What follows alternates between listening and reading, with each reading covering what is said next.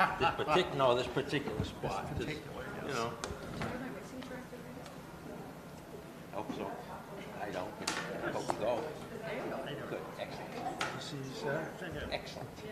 I'm gonna ask Joel to bring a few of the kids, so I don't. See you. Why not? Hey there, Chris. He's coming back anyway, so. Right, right. Why not? Is that right? Pack a few of Jake's. Yeah. Good. And everybody just brings food. You don't need to bring much, I'm telling you. You brought enough. But that's Brian and what- I went shopping last night. Oh, Oh, yeah, we did. I'll just text Sarah. That's cool. What? Lisa? Okay, it's 6:30, and I welcome you to this July 2nd, 2025 meeting of the Brookfield Planning Board.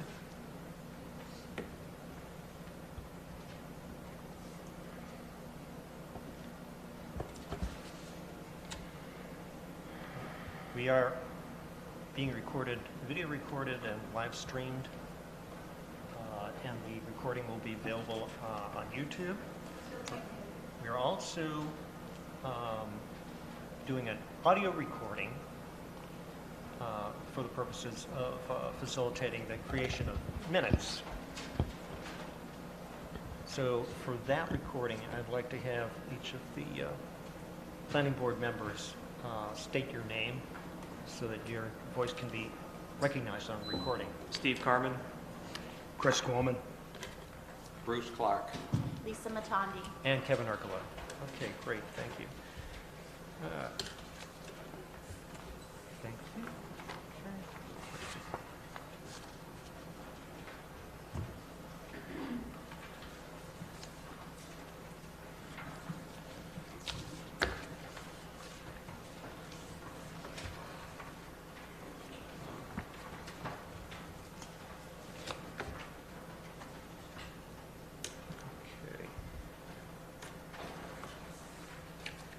All right, I'd like to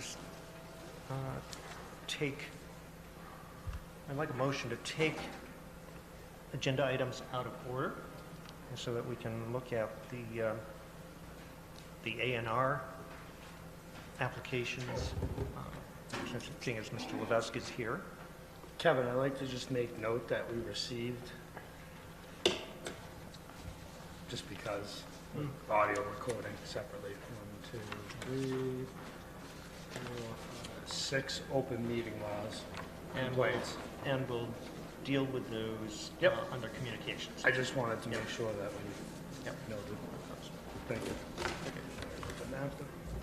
I have a motion to take today's agenda out of order. Okay, is there a second? I'll second. Okay.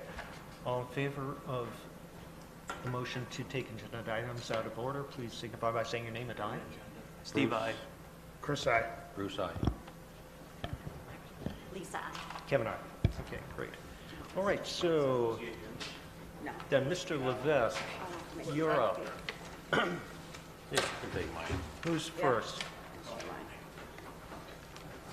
Kevin, I have a quick question. Yeah. Have we seated Mr.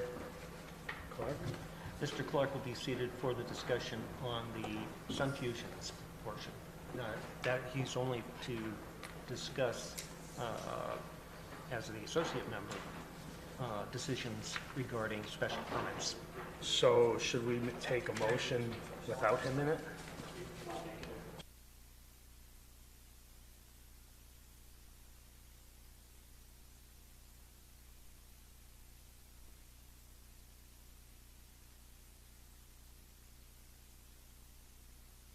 Lisa seconds it. All in favor, please signify by saying your name and aye. Chris, Steve aye. I. Steve I. Chris, aye. Lisa I. And Kevin, aye. Okay, good. I forgot we're only 4 due to the recent passing of our board member, Jeff King.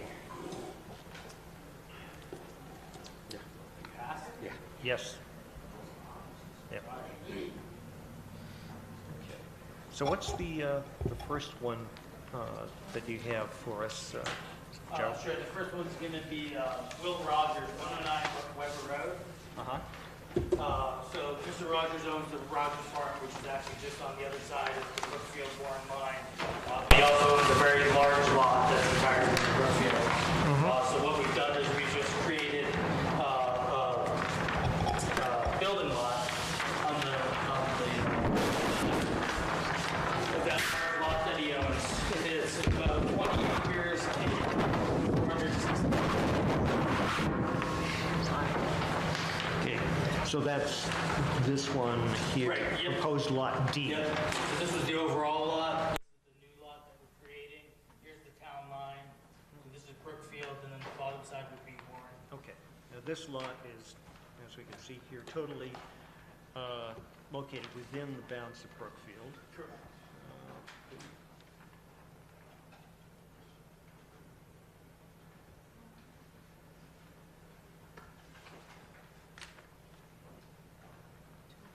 Okay.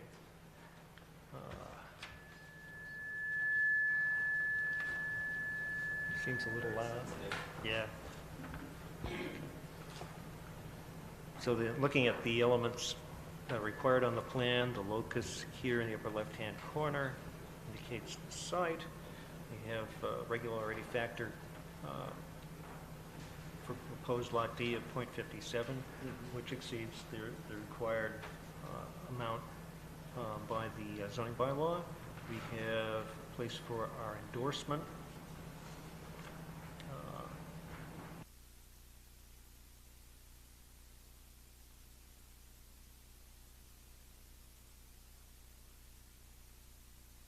Performance with the town of Brookfield zoning bylaw and regulations.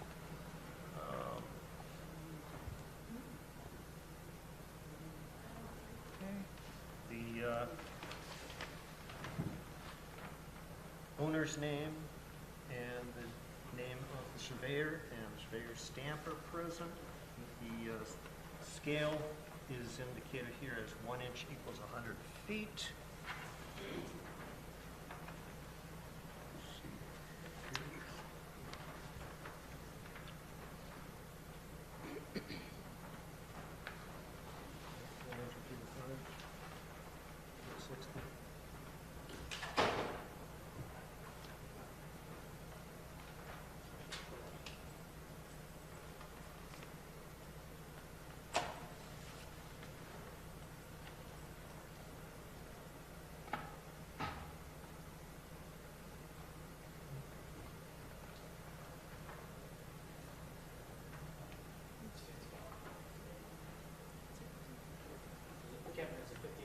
Per lot, yep.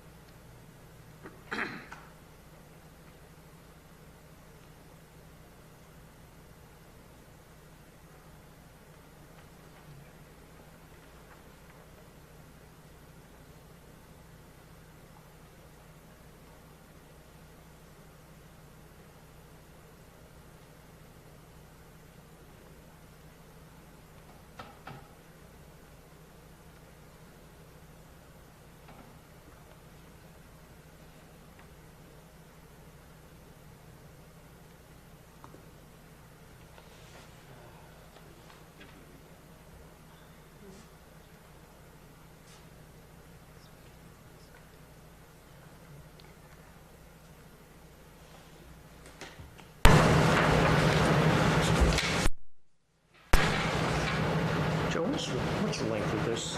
Right here, the L, this is a curve. Okay, I So see. the L is the length, 314.39 plus the 146. I got you, okay. 460, 58. Okay.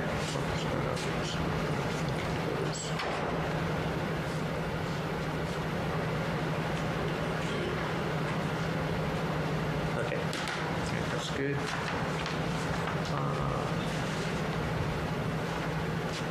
Zoning bylaw, residential district, zoning information, minimum lot area is 70,000 square feet, it exceeds that. And the frontage, 200 feet, front yard 30 feet, side yard 25, maximum height for Okay, all right.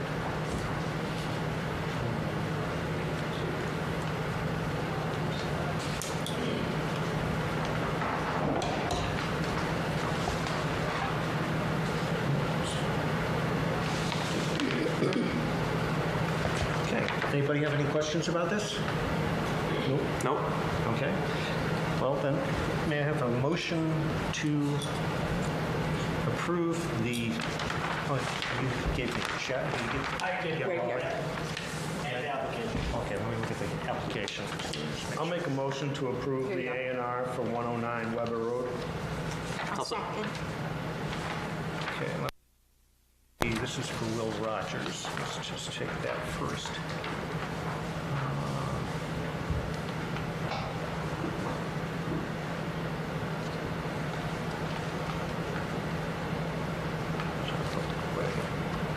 Okay, all right. Yeah, so the Form A for approval not required is completed, and payment $50 for the creation of the lot has been received here.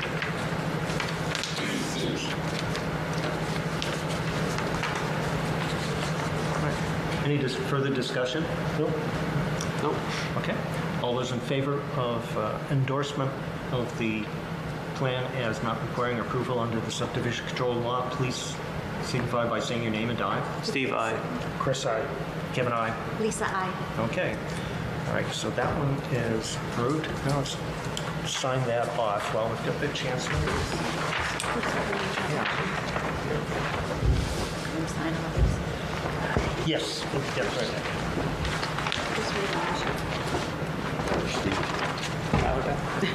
Yeah, Chief, in there. it. Okay.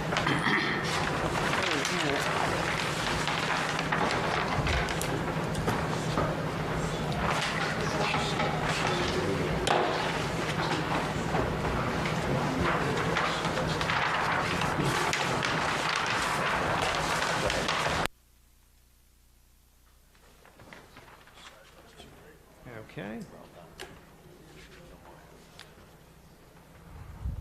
I swear, this is the worst pen place.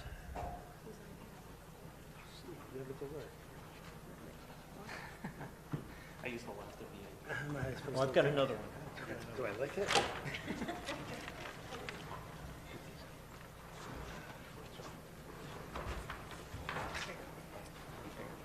Toss that other one. I don't know what the trash is.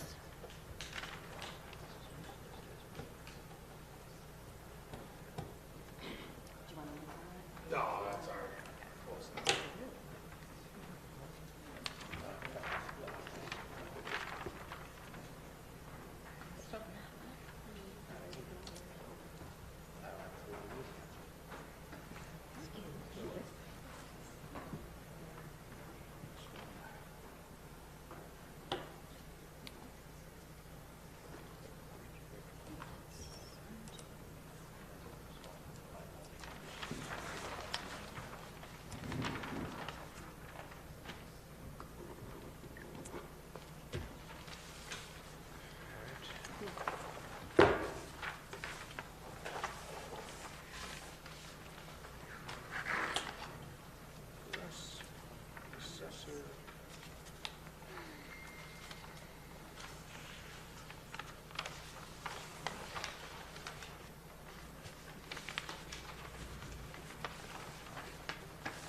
These two will be for you and your client. Yep.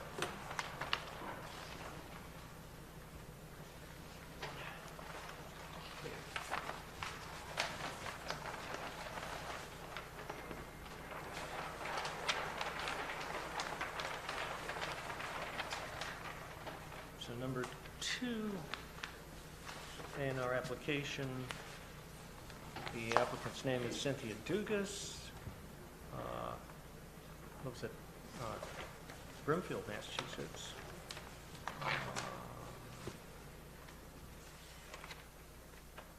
This is for southwest corner of South Maple Street and Quabog Street, which also has frontage on a public way. Application appears complete. We have payment of a $50 fee.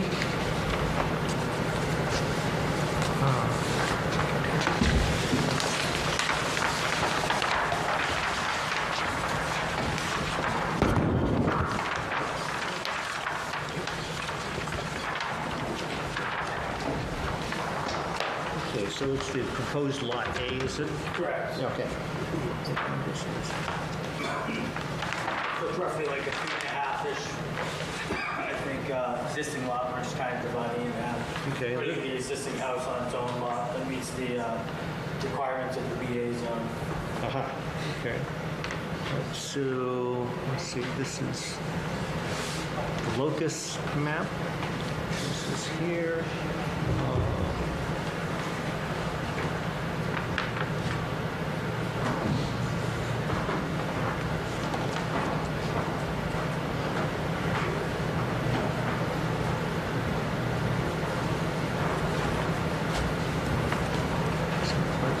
So the house lot gets the minimum 175 feet. For frontage. business A Yeah. district, yeah.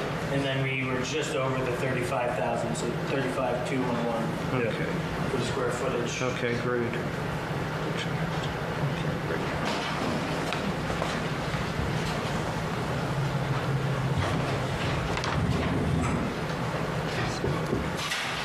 For the zoning information, it says Soares, Town of North Brookfield, instead of Brookfield. Are these the Brookfield values?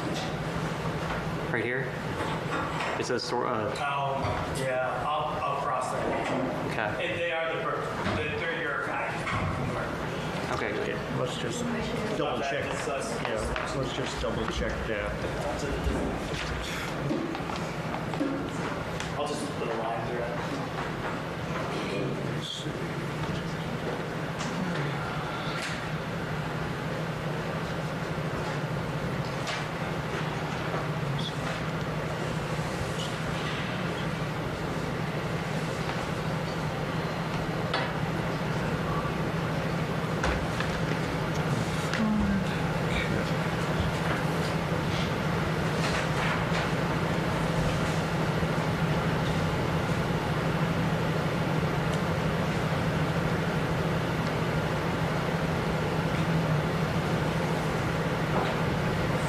Page 20, I'll put the zoning. Yeah. Page 29.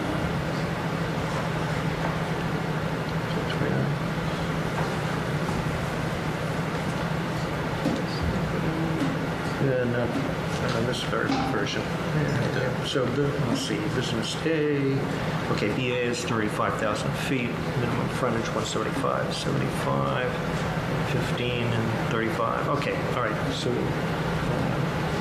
that works. You good there? Page 27. So close. Okay. Let's see.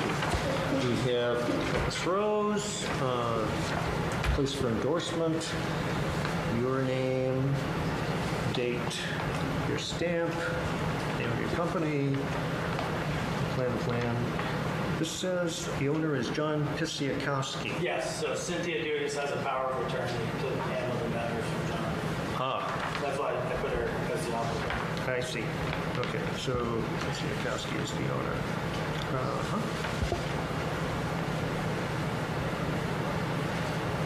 Scale 1 inch equals 30 feet.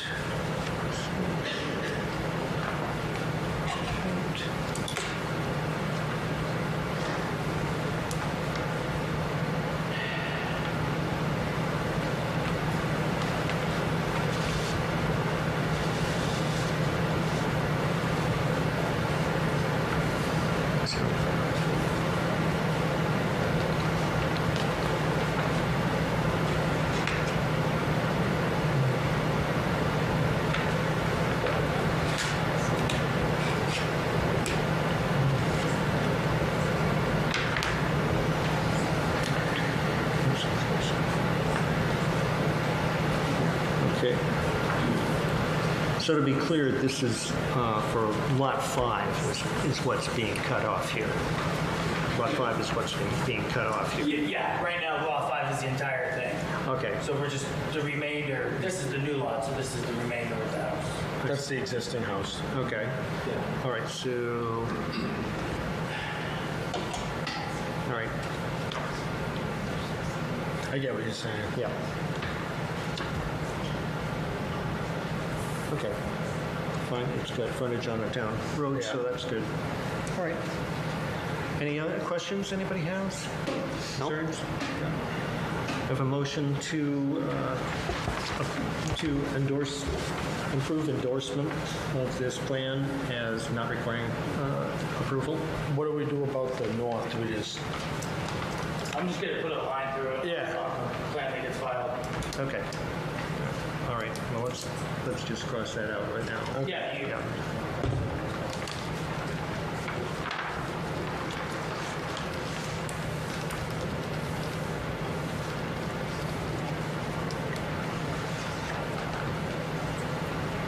Okay.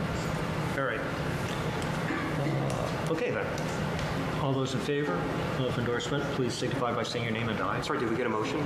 Yes, we did. We did? Okay. Oh, wait a minute. Well, I can't remember now. no, No, we did. I stopped you. You stopped. Okay.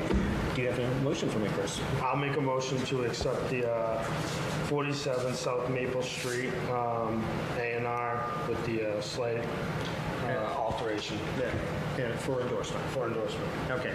There's their second. I'll second. Okay, Lisa seconds. All in favor, please signify by saying your name and aye. Steve, aye. Chris, I. Lisa, I. And Kevin, aye. Okay. So let's sign it off.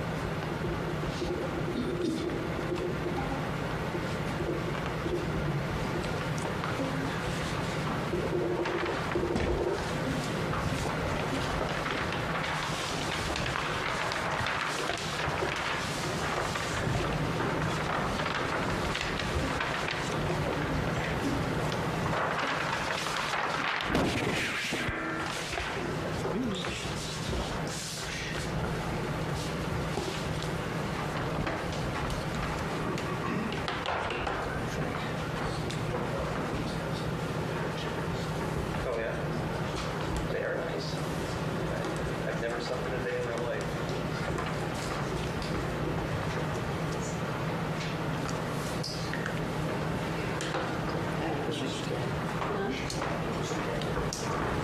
Son, never made it home one night. Never made it home one night.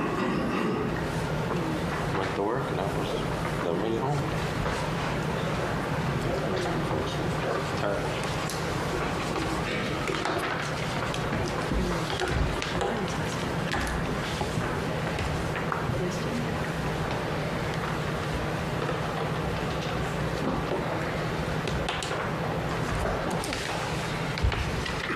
Two. We'll give. Just grab the top file.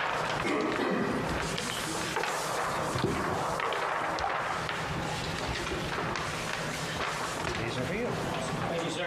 Thank you.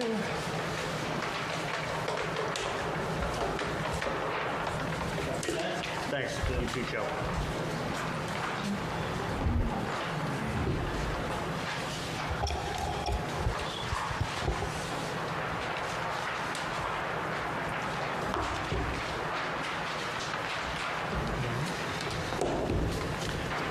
Okay.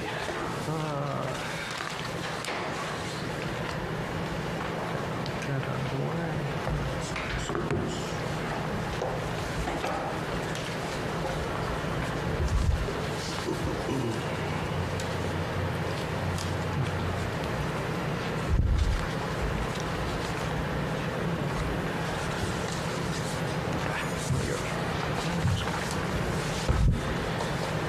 Okay, going back to the agenda. Going to begin deliberations here on the Sun Fusions Incorporated special permit. The public hearing on which was closed at our meeting of June 4, 2025. Mr. Chairman, may I approach first? No, sir, you may not. Okay, thank you, I will. I will anyway. It's open meeting law violation? Mm-hmm. Which you have to go to a meeting, okay?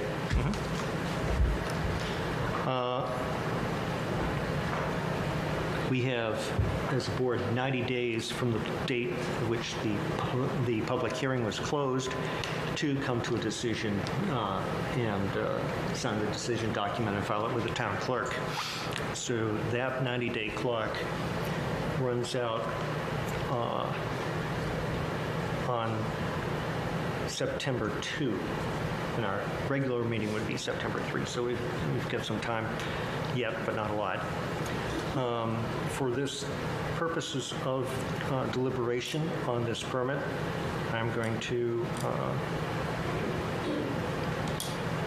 propose I'm going to entertain a motion to seat Mr. Clark, the associate member who was a full member at the beginning of the process and has been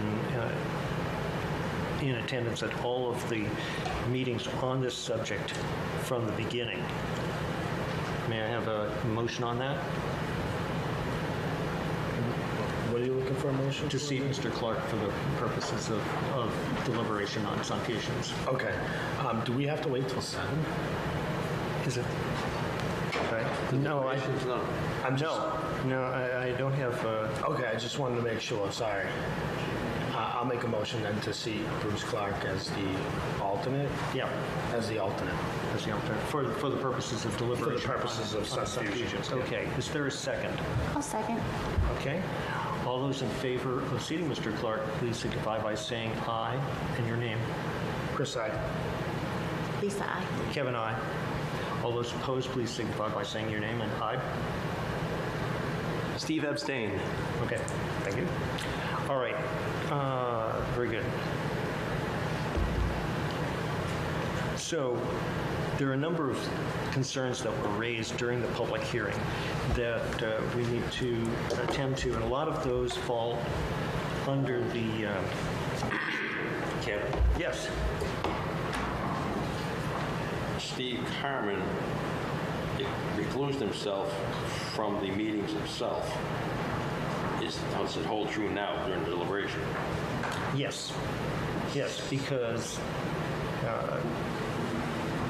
people who participated in the public hearing as board members are the ones who deliberated on all of the evidence that was presented at those public hearings. Okay, we only have 4 members then to deliberate. Right, which means that in order to give the applicant an approval for their special permit application, all 4 of us would need to vote in the affirmative because it requires, a special permit requires a supermajority. This being a 5-member board, that 4 members would have to all agree. A simple majority of 3 would result in denial of the permit. Would it be in the best interest of the board and the town to have an appointment made? That would not be possible because whoever was appointed to the Have board listened through, wouldn't. unless there was somebody in attendance in the audience that sat through every single meeting. Yeah, no, that would apply to Steve, but he wasn't a board member. Oh, there's other people here too. Yeah, yeah, But, yeah. okay, I'm asking the question. Yeah, no, I understand. As it happens, I just took a refresher course on special permits last week. And one of the things that was brought up in the course of that webinar was that members of the board who are going to consider a special permit application have to be present for all of the meetings. They can miss one or portions of one, but they have to then review the recording of that meeting in order to catch up on that. If they miss more than one, it's not possible. Yeah. Let's go. Yeah. So, all right. Can I seek a point of clarification? Yeah. So is the intention that I am not to partake in the deliberation? Yes, that is correct. Okay, because I agreed to not vote. but I didn't necessarily agree to exclude myself from the deliberation. Unless there is some attachment to both of those. No, I would think if he was going to deliberate, he'd have to do it from the crowd, well, there's no public participation as far as that goes. that's what I mean. Yeah. And again,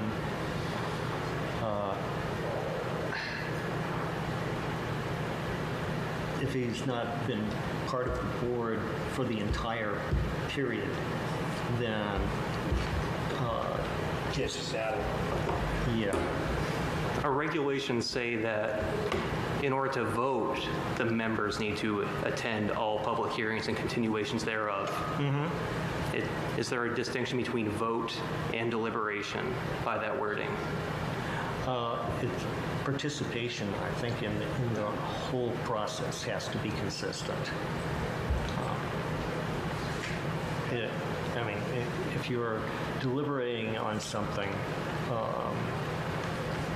and you're not going to vote, it means you can influence the vote. And if you're not going to be voting, then it's probably not appropriate for you to be influencing it that way. Not that, well, you in fact submitted a couple of written submissions, a couple of letters as far as that goes. So those are evidence that can be taken into account in our deliberations here. Okay. Yeah.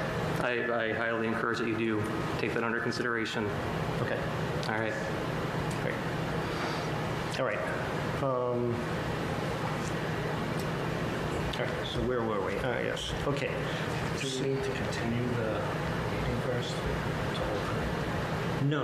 The public hearing was closed. I know. That's the end of it. Okay, so we can now just, we don't have to do. We can't reopen the public hearing and the only reason we do that is for admission of additional evidence. And if we wanted to do that, we would have to get the agreement of the applicant, and we would have to charge the applicant again. And re-advertise the public hearing so that everybody would know that public participation was possible again. So we can't do that. Okay, I just wanted to make sure. We could do that, but what would be the point? I just wanted to make sure we didn't need to do anything to start this process for tonight. No. Okay. No, I appreciate the thought, though. Yep. Okay. All right, so the significant portions of the Brookfield zoning bylaw that affect this application for marijuana cultivation facility are Section 8G mainly and Section 13C, which refer to marijuana facilities and special permits, respectively.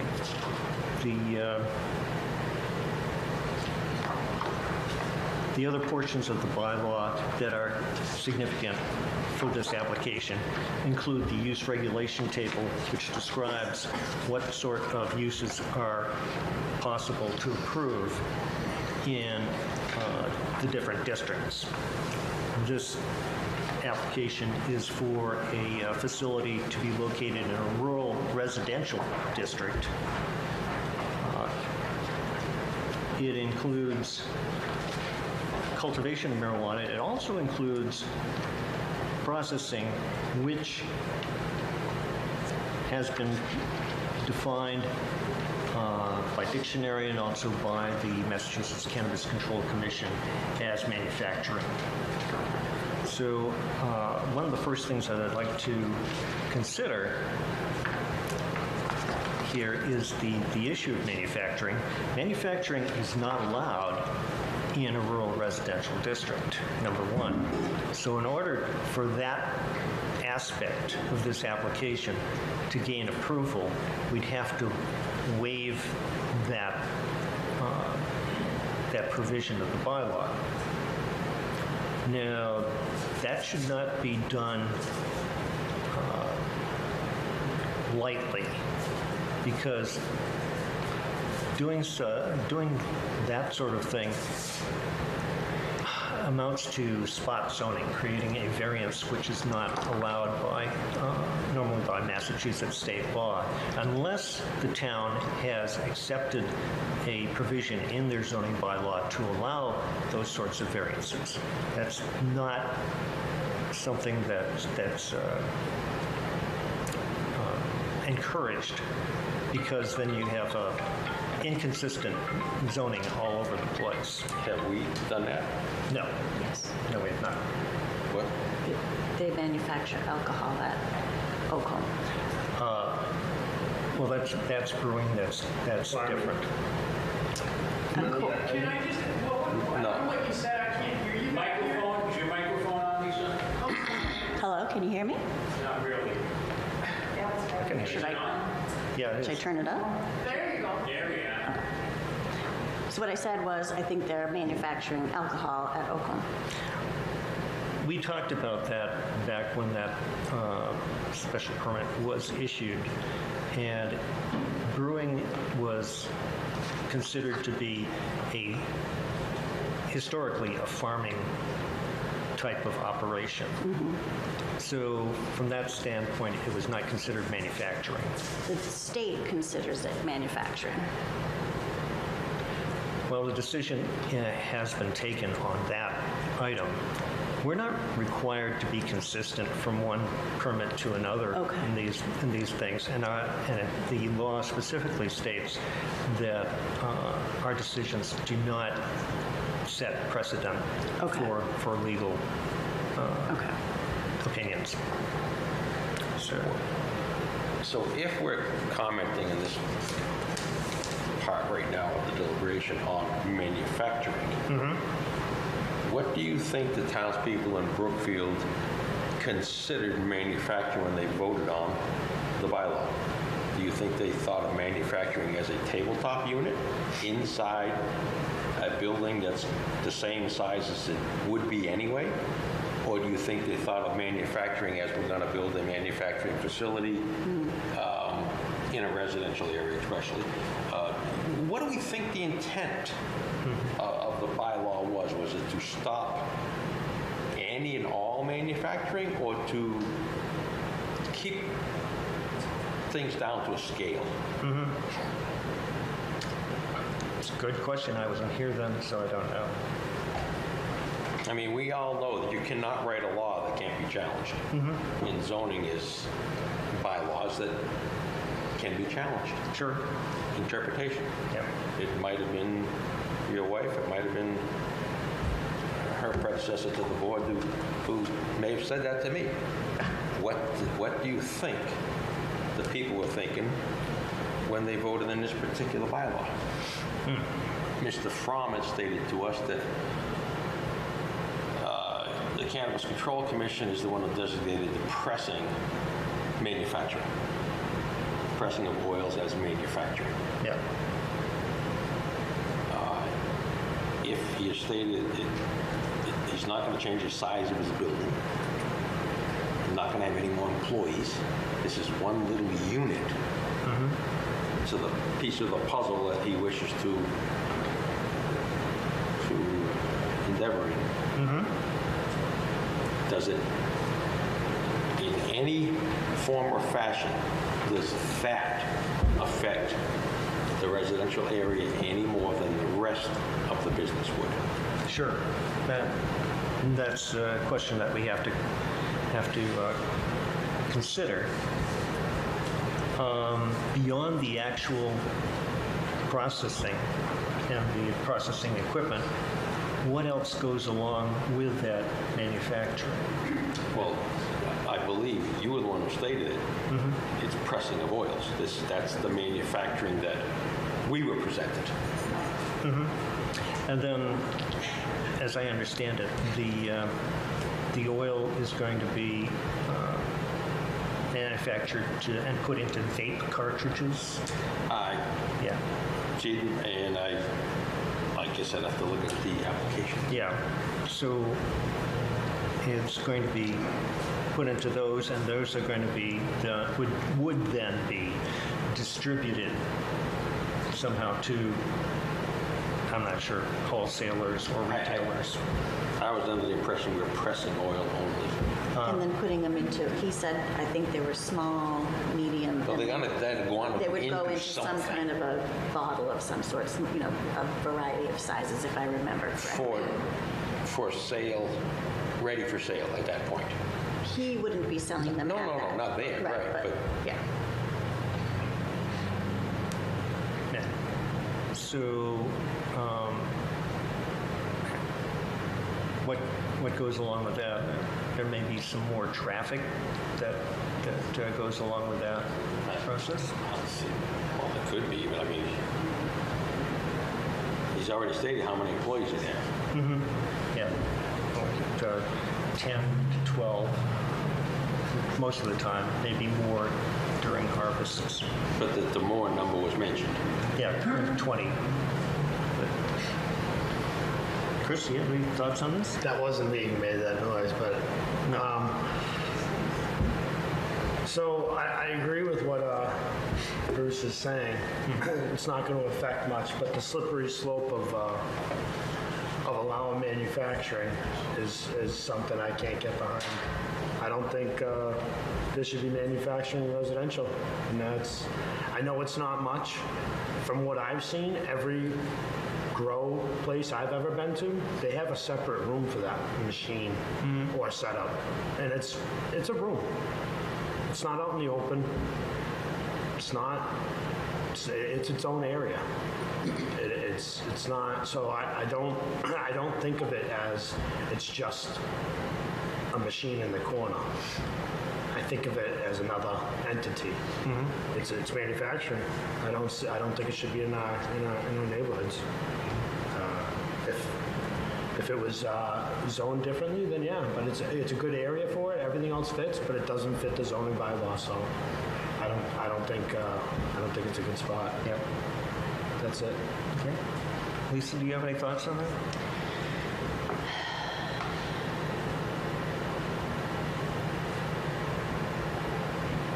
It's a slippery slope, and the townspeople are very against it. And I know that part of our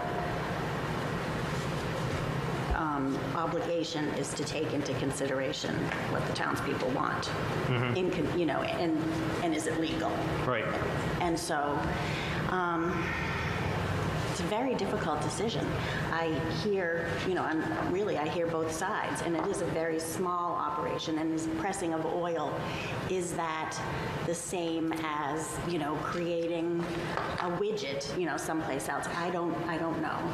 It doesn't seem as if it is. So to take your point, is it, you know, a huge manufacturing operation? It does not appear to be so. But I also hear what Chris is saying, in as much as we have a hard line.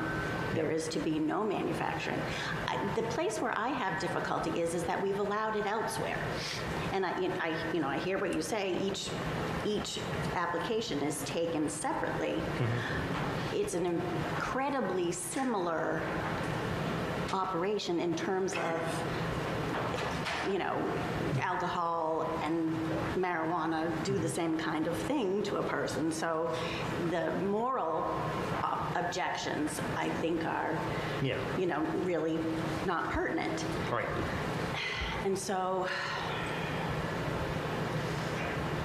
it's a very difficult decision. So, insofar as the described process is concerned, the equipment that's proposed to be used in this manufacturing process is, well, the process and the equipment itself is probably safer than most of the other ways of doing this oil extraction. In that, in normal use, there is no danger of fire, as there is with some of the other methods. There's still a possibility of a pressure vessel type of explosion if something in the machine were to fail, but it's as the applicant has described, it's going to be limited, it would be limited to the machine itself and the room in which it was located. And it wouldn't have any chance of igniting anything because it wouldn't be hot or sparking sufficiently, at least, to do that. And it uses a medium to extract the oils that is a refrigerant that has been used in automobile car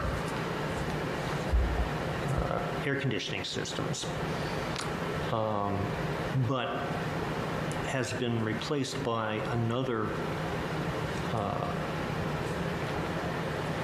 another chemical because this one is particularly toxic in terms of its level of greenhouse gas equivalency. So if it stays inside the machine, that's all well and good. If it gets out for some reason, it's an issue. Now, again, it's just the one machine. But if we allow one machine there too, at some point in time, we might be asked to revisit this for additional machines. So those are the facts as I see them on this, as far as safety goes. Is it possible for a manufacturing facility to put any other place in town? To put a manufacturing place any other? Yeah. Oh, yeah. So the manufacturing part, we shouldn't weigh heavy on. We Okay. should weigh the location because it's allowed other places in town. Oh, sure. So its location is the only difference. Yeah, Okay. yeah, that's all I think. I would vote for it anyway. Yeah. If it was legal. But And I like that location. as It's just not I part of- said in earlier meetings, you're not going to find a piece of property any closer to commercial property. Nope. That's in a residential area that has neighbors as far away as they are. As of now. That's true.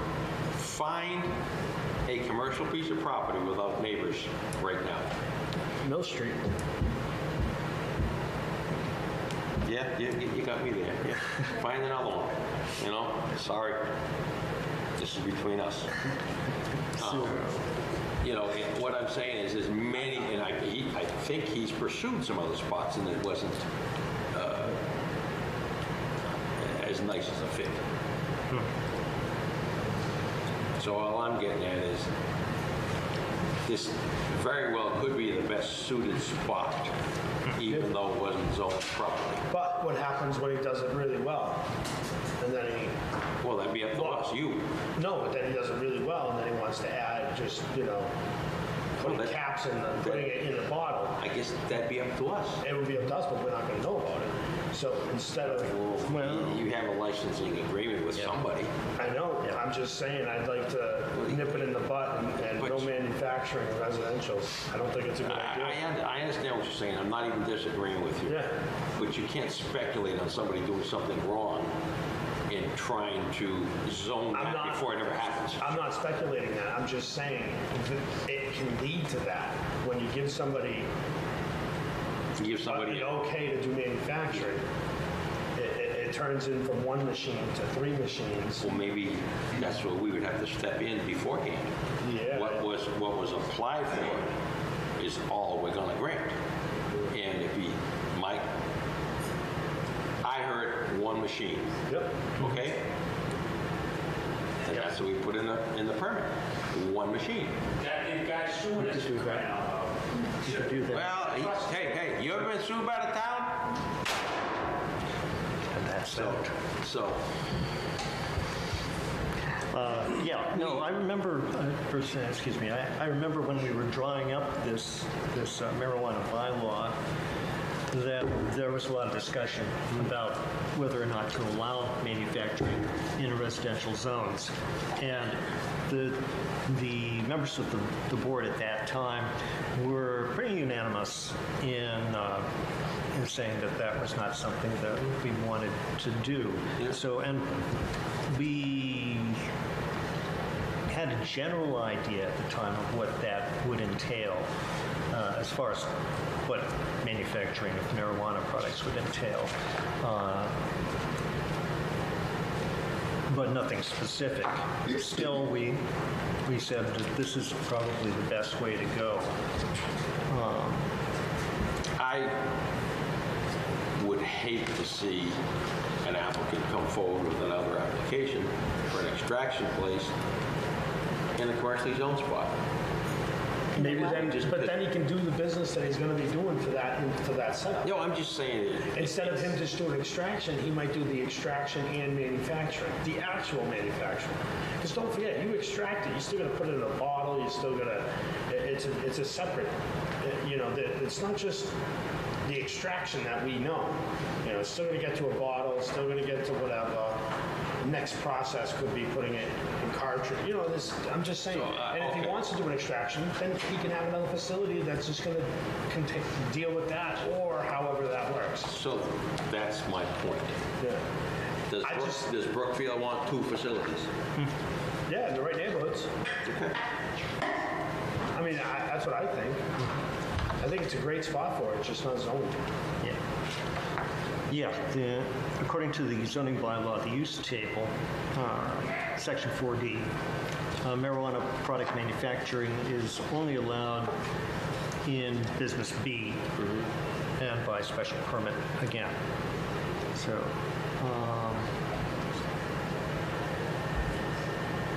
That's my only. yeah. And I do agree with you, though. I agree on that it's a great spot. It's not going to affect anything, but it's a little past what I think. And my feeling is that while cultivation itself is very close to either horticultural or agricultural uses, the manufacturing is something entirely different. And I would not want to extend it to, or rather allow that to happen in a residential area.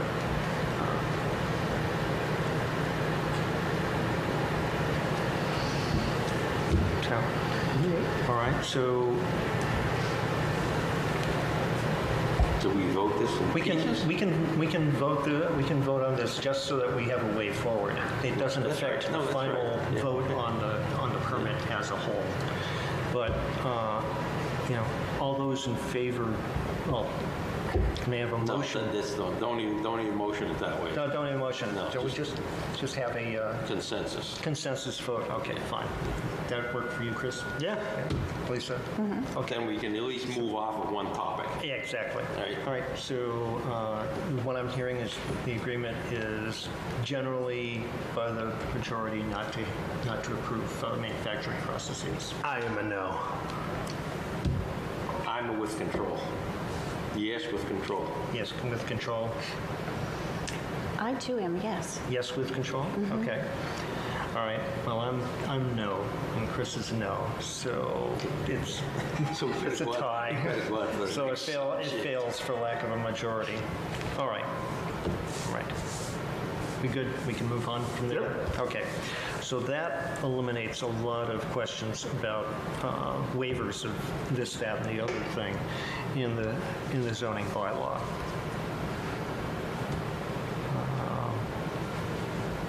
Go on to... Okay, here we go. Go on to section 8G, which has to do specifically with marijuana.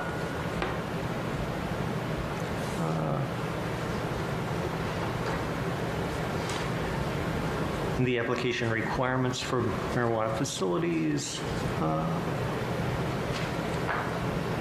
The application was complete according to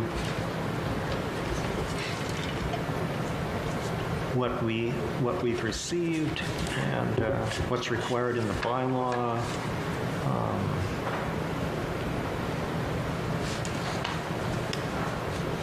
And under HE7, A, use requirements, number 1, is not really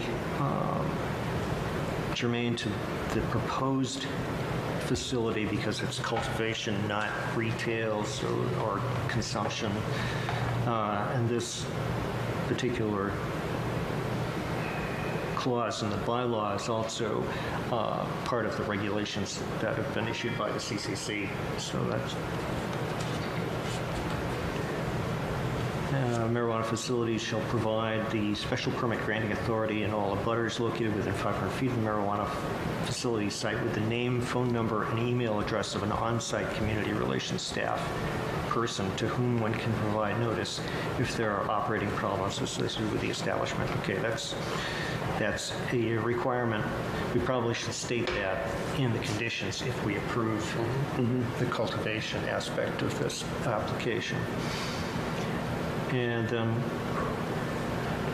the hours of operation of marijuana retailers shall be set by the special permit granting authority. The applicant has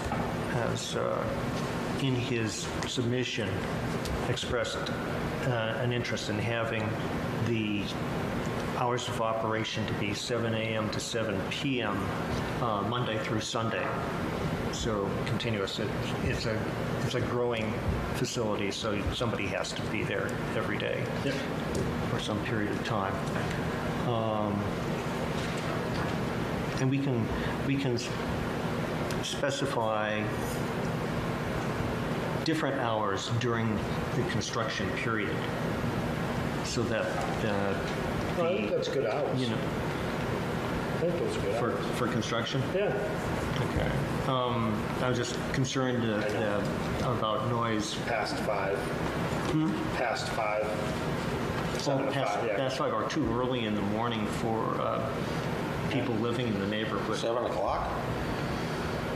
7, no, that's standard. Yeah. Well, you also have a business across the street. You don't have any regulation on their hours. Yeah. No, we don't want to necessarily make it worse for people, but if you're okay with 7 a.m., I know that for when we were doing a permit for the solar field construction that's up on Long Hill, we had said that the construction would not go beyond the hours of 8 a.m. to 5 p.m. So, Yeah. But I don't think you can, if we're going to do that, then pass a bylaw that Yeah. then on the same place. If we're going to do that, then what? pass a bylaw that covers everybody in town. Yeah. Okay. All right. Well, that's the point of anything with a special permit, because it is discretionary zoning. It has to take into account the conditions of the particular spot in which this is being proposed. I think it's a great spot. It's right off the road. I think it should be it shouldn't be loud. It's not much of a building to put up. It shouldn't be affected. And hell, they already cut down the trees. That was the loud part, brother. Okay. Flattening the ground. Let's see. Okay. Let's see. Limitation on number of marijuana facilities and related special permits. No more than 2 adult use marijuana retailer establishments, or no more than 1 medical marijuana treatment center retail dispensary shall be permitted in the town. Okay, that doesn't apply here.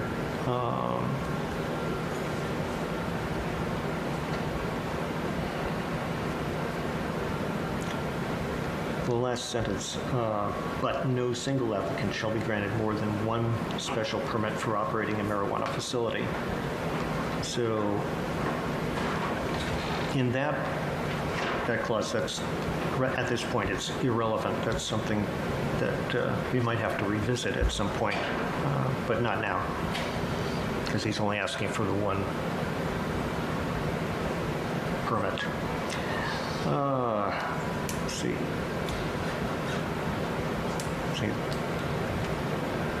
And then C1, all aspects of a marijuana facility must take place at a fixed location within a fully enclosed building and shall not be visible from the exterior of the business. We've all seen the way it's designed, the layout and so forth, that would seem to meet those requirements. No outside storage of marijuana-related supplies or educational promotional materials if permitted. Again, I think we were thinking about a retail establishment, but that's true of this establishment too. It's all going to be inside, according to the plan. And then talking about gross floor area accessible to patients or customers, that's irrelevant to this because there will be no patients or customers in this facility. And other things, restrictions, adequate ventilation, such that an application of pesticides shall be performed in compliance with MGL Chapter 132B and the regulations promulgated at 333 CMR 2 through 14. No use shall be allowed at a marijuana facility which creates a nuisance to abutters or the surrounding area. This particular portion is very similar to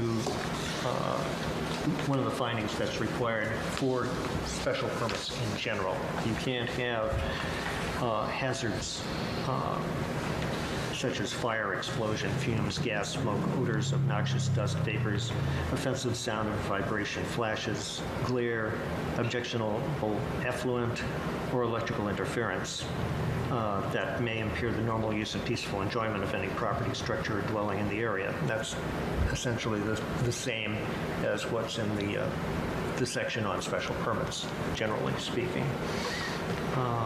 Cultivation and product manufacturing facilities, it goes on, shall install odor control technology and regularly maintain such equipment in working order. That has been discussed at length in the public hearings. Can we write that into the special permit? Yes, we can. We can. I read up on that. I read up on it. Yeah, I would specify that in the conditions if we were to I grant this also one. received a memo from the State Board of Health on noise. The fans are becoming quite a noise problem, so we would have to address that also. Yeah, as it happens, we wrote a clause in another permit for regulation of noise that might be applicable here. It uses... Just, I've got it on my phone. It's a pretty good little summary. Yeah. And it's just something that we should write in. Okay, all right. Does it meet your expectations, Chris? Yeah, I don't think we need to write it in, but if you guys think so. Well, if we're writing, if we ever approve a special permit, I think the conditions, any conditions, should be part of the permit. Yeah, definitely. I agree. One thing we haven't talked about is where is the complaint acceptable from? You know. The distance from the Yes, facility? I think it's property line. Yeah, property line, okay. definitely. And is there, are we going to say there's a decibel or? Well, there are... 15 of ambient is technical. Yep, there are technical... So we can write in anything we want, Okay. right? I mean, every greenhouse, you hear the fans running the nose, and some neighbors don't like them. I wouldn't like them. So, but there's means of quieting that down. Yep. Okay, well, we can do that. We have a model for that already, so that can be included in the conditions. And then no new building associated with a marijuana facility requiring a septic system shall be constructed in a floodplain district. Okay, so this is not in a floodplain district. Okay, and then 9, special permit conditions. These are, the planning board shall include the following conditions in any special permit granted under this bylaw. As I said before, hours of operation. The permit holder shall file with the zoning enforcement officer and planning board within 24 hours of creation a copy of any incident report as required under 105 CMR 725-110, F and/or 935 CMR 500.110. Such reports may be redacted as necessary to comply with any applicable state or federal laws and regulations. C, the permit holder shall file with the zoning enforcement officer and planning board within 48 hours of receipt a copy of any summary cease and desist order, quarantine order, summary suspension order, order limiting sales, notice of hearing or final action issued by the CCC or the Division of Administrative Law Appeals as applicable regarding the marijuana facility. Okay, so that's just making sure that everybody is informed about any legal actions. D, the permit holder shall provide the police department, fire department, building inspector, board of health, and special permit granting authority with the names, phone numbers, mailing, and email addresses of all management staff and key holders, including a minimum of 2 operators or managers of the facilities identified as designated contact persons to whom notice should be made if there are operating problems associated with any use under this section. All such contact information shall be updated as needed to keep it current and accurate. Okay. And E, the designated contact persons for the permit holder shall notify the police department, fire department, building inspector, board of health, and special permit granting authority in writing a minimum of 30 days prior to any change in ownership or management of a facility regulated under this section. F, all permit holders for marijuana facilities shall file an annual report with the special permit granting authority, that would be the planning board in this case, and the owner or operator or operations manager for the marijuana facility shall appear before said authority to present the annual report no later than February 9th of each year, providing a copy of all current applicable state licenses to demonstrate continued compliance with the conditions of the special permit. G, if contacted by a municipal official concerning the operation of a marijuana facility, a designated contact person for the permit holder shall respond by phone or email to any such inquiry within 24 hours. H, the special permit shall lapse within 5 years of its issuance. If the permit holder wishes to renew the special permit, an application to renew the special permit must be submitted at least 120 days prior to the expiration of the special permit. Clarify that. Yeah, go ahead. Yeah. No, does it, if the board issues a special permit, grants a special permit, does he have to do a reapplication within 5 years, or is that just if he didn't exercise the rights of the permit? Normally, when we say that a special permit will lapse within a certain period of time, we mean to say it will lapse if substantial construction or use has not begun by that time. Right. And I think what we were thinking about here was that up to the point where we were writing this bylaw section, it was, at that time, it was taking a long time for marijuana facility regulations to be put together and for people to set up marijuana facilities in different places. And so I think the 5-year operation, rather the 5-year period that's specified here was just meant to extend the normal 3-year period that would go with the special permit. You agree with that, Chris? Yep.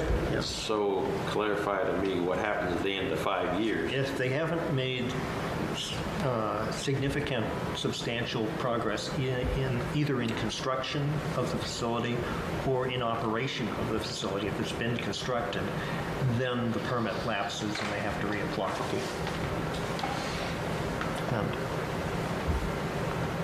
And And do we have a definition of significant?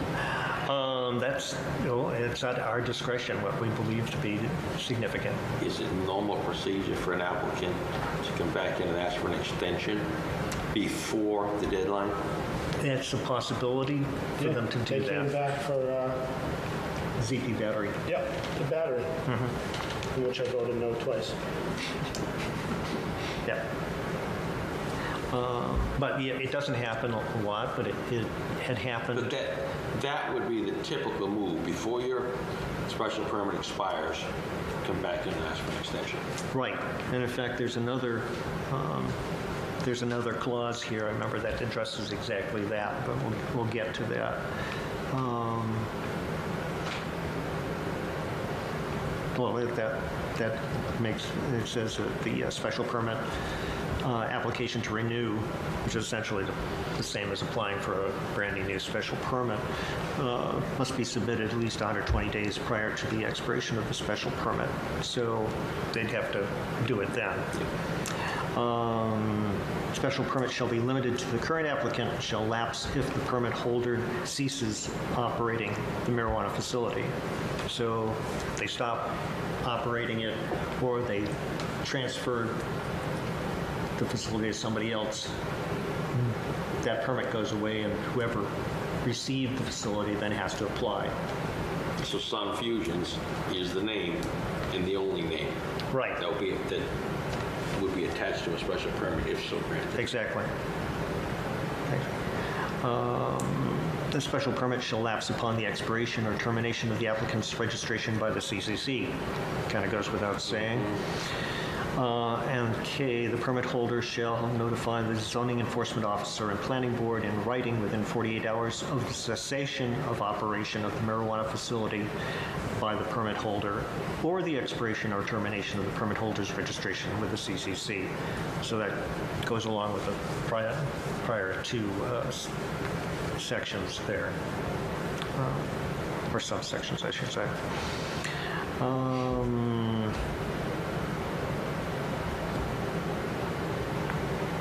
Let's see. Okay, here's under 11, transfer, discontinuance of use. A special permit granted under this section is non-transferable. Any change in the majority of controlling persons as defined in regulations shall constitute a transfer and require a new special permit. Are we dealing with the name Sun Fusion or the corporate owners of Sun Fusion? So the name Sun Fusion is, So it could it's incorporated. it could be sold off and new owners involved as long as Right. the name stays Sun Fusion. But Yeah, yeah. Well, it depends. Now, if the Sun Fusions is a standalone operation that's wholly owned by one person, if that person then sells it to somebody else, they have to sell the name too. But even so, from the state's point of view, they're not going to be the same person, because that other person also has to have a license to operate the facility. how our point of view. From our point of view, yeah, I'm not sure what the legal ramifications of that would be. So, It's the but company. yeah, They filed as the company. Yeah. The company is the company. as long as it's still Sun Fusion. Now, Yeah. if it's a division of something else, that's Yeah. different. Right. Okay. So the SP is written to a name. Right. Yeah. Not a person. Right. Well, it's a company. Corporation, right? Yeah, it's a corporation, right.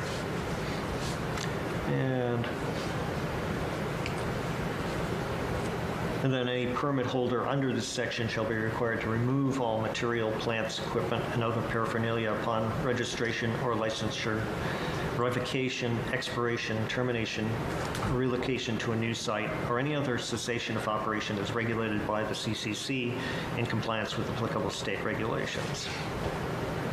Okay, and the state regulations require a bond of at least $5,000 for that purpose of removing all of that stuff. It's not a complete tear down of the operation, but it is removing all of the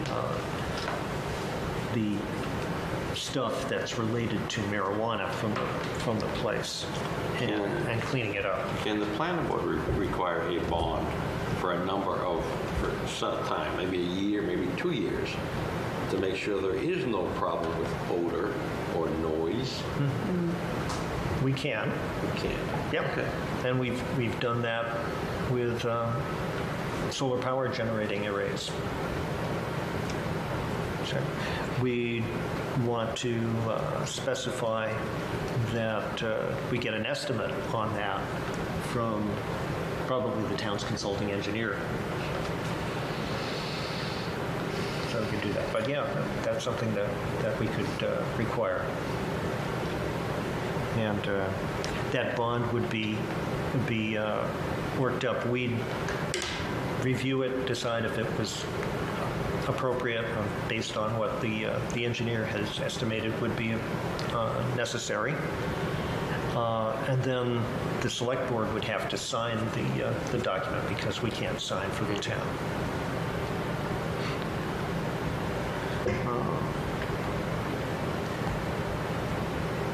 And then in that regard, all costs for legal and for engineering consultations shall be borne by the special permit applicant. So it's not going to cost the town money to do that. And then there are required findings as well as the required conditions that I just went through. The findings include, there are 5 of them.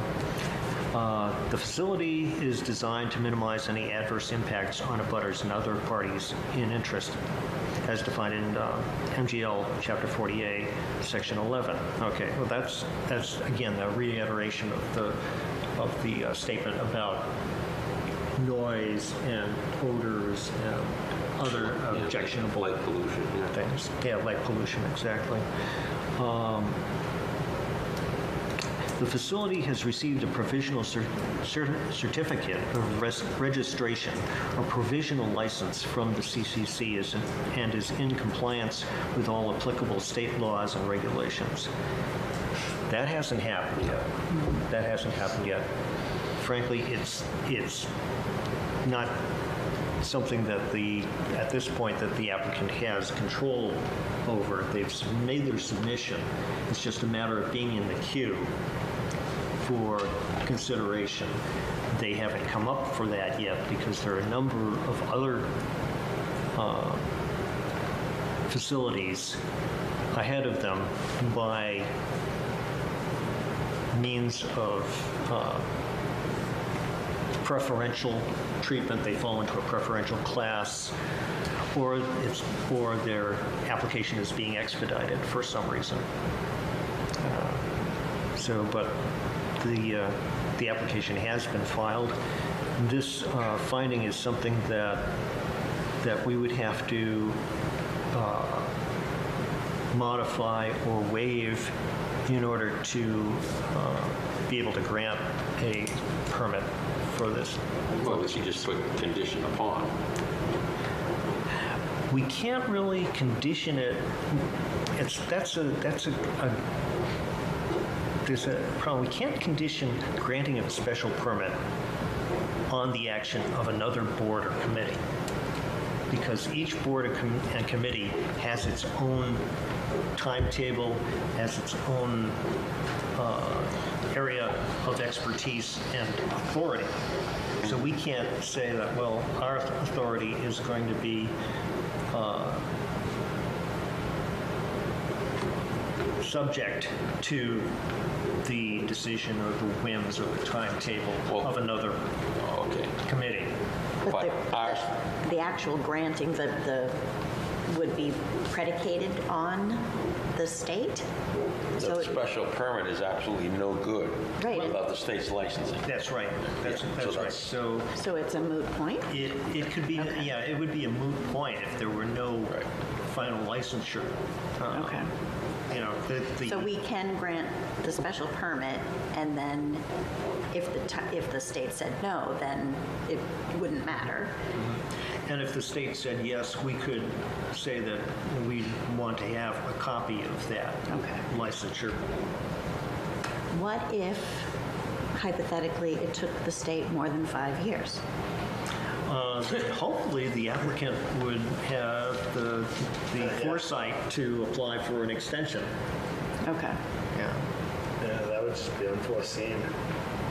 I don't know. No idea how the state. Yeah. There's no telling with governmental bodies.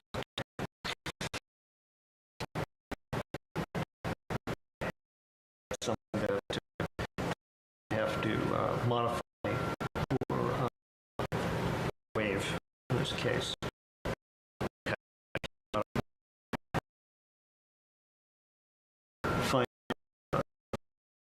Find measures public is adequate area. Those the security plan has with the chief of police, and he signed off on that. The storage conditions for marijuana are again out in the business regulations. And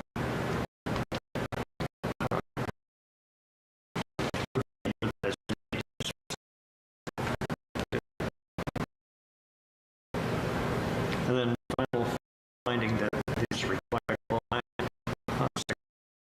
G, that the applicant has adequately vehicular pedestrian traffic circulation, parking, especially during peak periods of the facility. Again, we were thinking mainly of a retail facility here.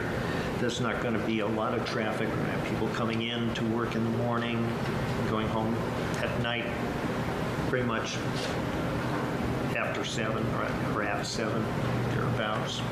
So, and people going out for lunch perhaps at noontime. It's not a particularly busy road or part of the road anyway, according to the traffic study that was given to us. And also, some of us have observed, I know I've looked at it, Chris, you looked at it. How many of us visited the site, actually did it? I did. I did not walk on the site. I did visit the site. Okay. Same, I didn't go on it. Okay. So I went back before the leaves were on the trees to look at the... I walked the site, and it was explained to me where the buildings would be, and the road, how it would be different than the way it is now. It would be slightly different, so, Yeah. yep. And they had put up a marker to show how high the building would be, too. So you saw that. Yep. And from the street, it was barely visible, and that was when there were no leaves on the trees. Yeah. And it was just a little bit above the hill that it's behind and on. So it's hard to see.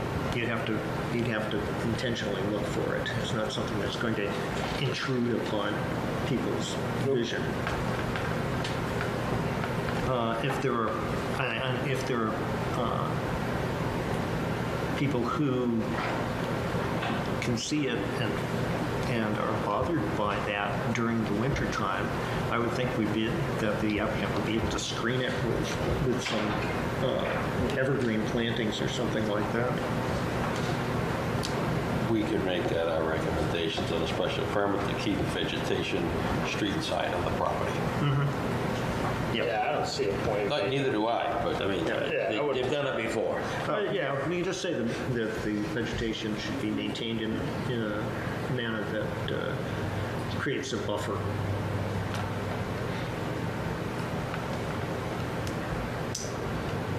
Okay.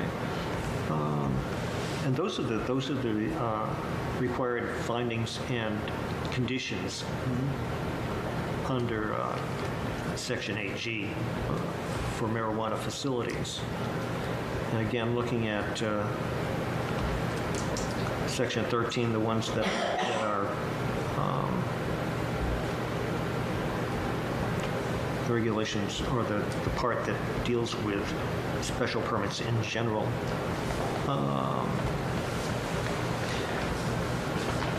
That's not it.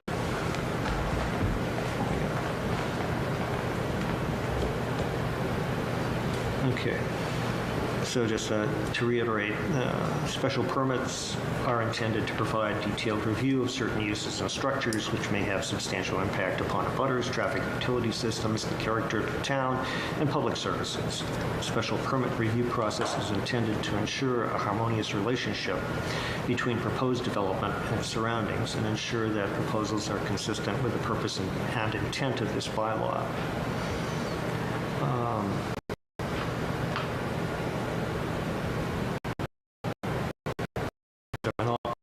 And the applications for structures and uses for which a special permit is sought shall satisfy special regulations that we just talked about in Section 8, and also all other applicable requirements and standards of this bylaw.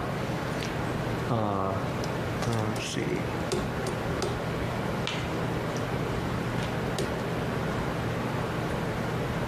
Okay. In all instances where a special permit is required by this bylaw, no action, particularly including driveways giving access to the site,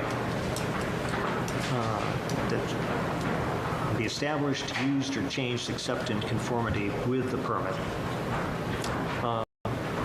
They'll be subject to such relating to scale, dimension, legend, form, operation, and other information as may from time to time be promulgated by the board.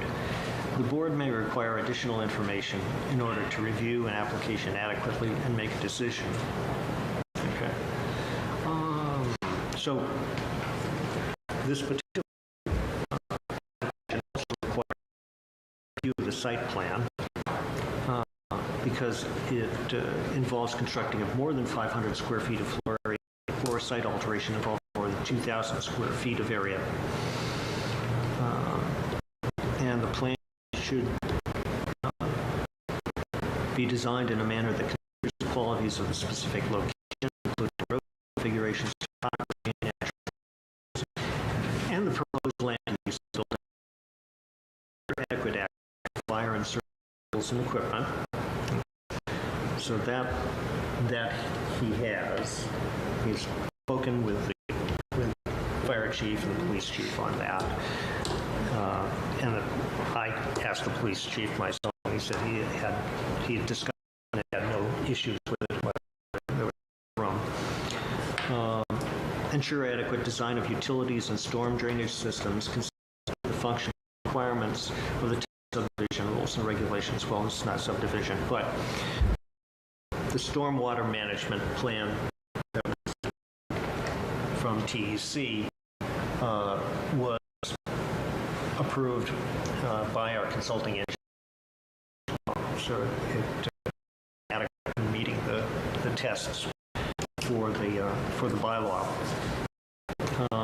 Very minimal volume fill, the number of trees are larger, the vegetation displaced, water flow increase from the site, soil of water pollution and noise emanating from the site.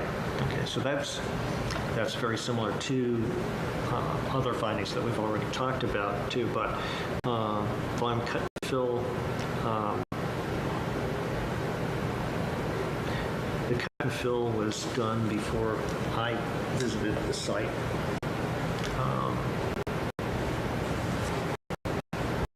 It is what's needed for that size of the operation, the size of the building that's planned.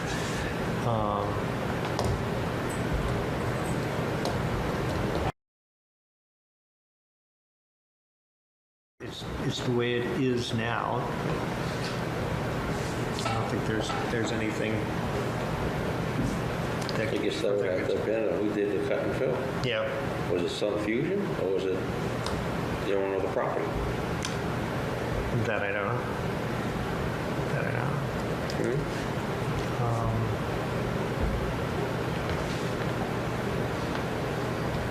Again, the intent here is to make sure that what you're doing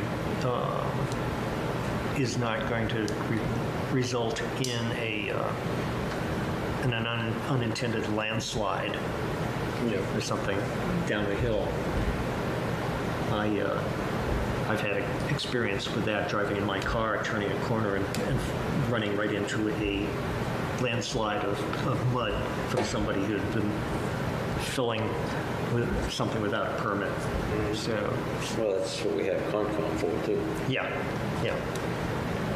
And, yeah, and Concom did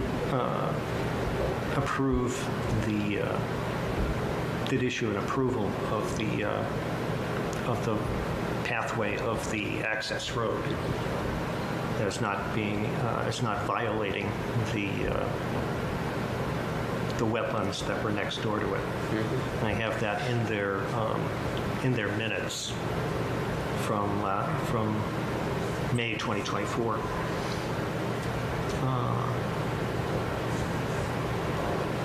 Let's see, another thing for plan review: maximize pedestrian and vehicular safety both on the site and egressing from it, minimize obstruction of scenic views from publicly accessible locations. Again, there's not going to be much, if any, pedestrian traffic on the site. As far as entering and exiting the sight lines are good up the road and down the road in each direction. So, and there's no scenic view outlook from this point, especially when those trees are in leaf. That's pretty much all you see.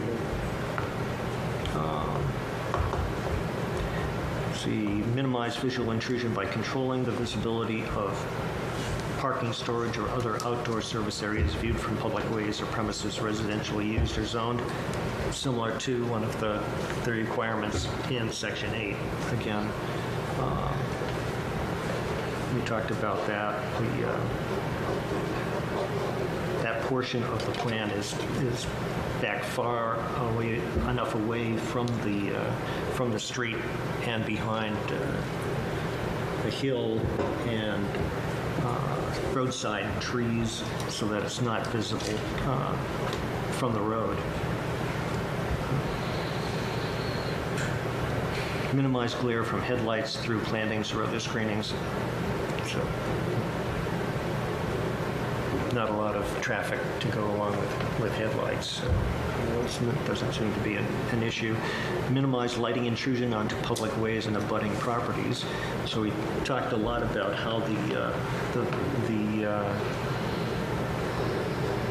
additional lighting that's required for longer growing periods at these latitudes is going to be screened using horizontal and vertical shades to block the light from exiting through the transparent or translucent walls of the place. The lighting on the building itself will be downlighters, LED downlighters. And again, I don't know if those will be motion activated or not. There's no mention of that. Yeah, but again, the building is far enough away that that shouldn't be an issue. I wouldn't think. Then minimize unreasonable departure from the character and scale of building in the vicinity as viewed from public ways. It's a bigger building than what you would normally see in a residential area, but you can't see it well from the public way.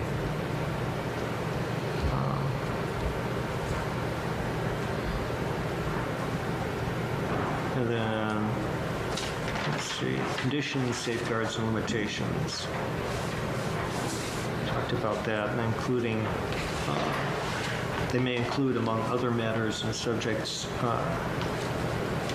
setbacks greater than the minimum required by this bylaw, or bylaw section 4. Marijuana facilities already requires 200-foot setbacks all around, so that's something that we engineered into that.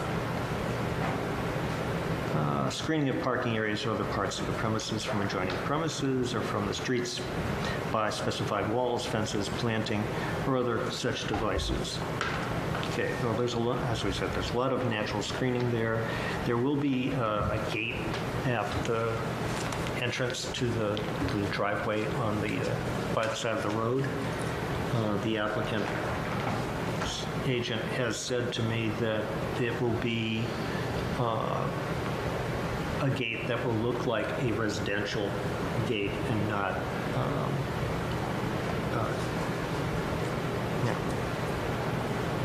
a jail or something like that.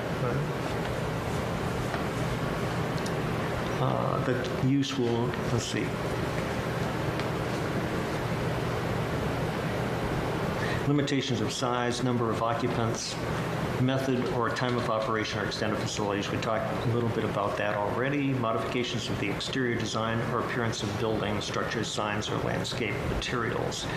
Again, it's not going to be visible to that extent. And then a special permit for use shall be issued only if the board finds that the following conditions are met. That the use will not be detrimental to the public good or the character of the town of Brookfield. Anybody have a feeling that overall this is something that would assail the public good character? I mean, Well, I think if we didn't want them, we shouldn't have voted them manufacturing marijuana at all. that's my point. Yeah, I mean, there are a lot of people who don't like marijuana, but that's already been decided by the 2016 referendum. Yeah.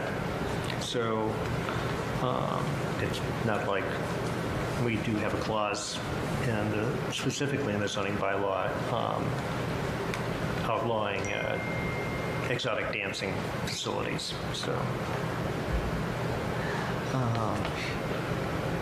See, that the use will be in character with the existing uses in the district. Well, it's different. It's unique in the town thus far. It is, as I said earlier, similar to other greenhouse uses in its aspect, anyway. That it in its appearance. That's the puzzling part with me. Yeah. If nobody knew what was going on inside the building, you drive by it every day, Yep. and that'd be the end of it. It wouldn't even be sitting here talking about it. Yep. It is largely, because it's not going to be in your face all the time. It is somewhat innocuous.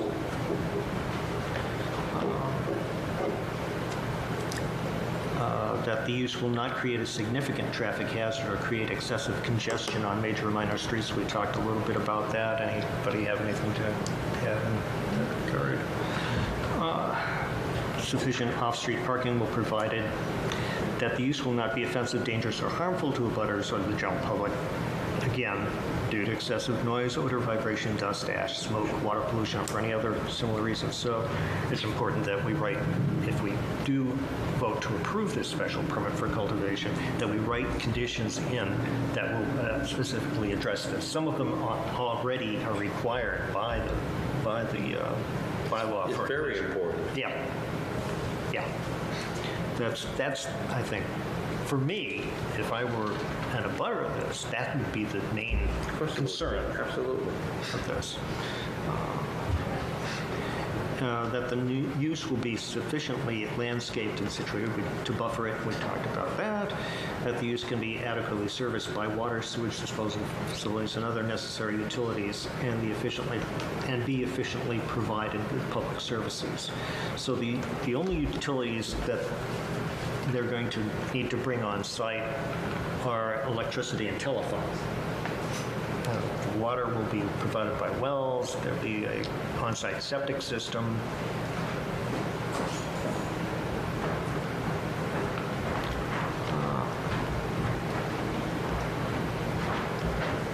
So those are the things that the bylaw, the zoning bylaw requires us to take into consideration here, and I think we've considered a lot of it. Beyond that, is there anything else that we should take into consideration? There was some discussion about runoff from the irrigation and fertilization of the product, insofar as the floor underneath the greenhouse part will not be impervious. I think I asked that question. Yeah, I think you did too. What are your thoughts?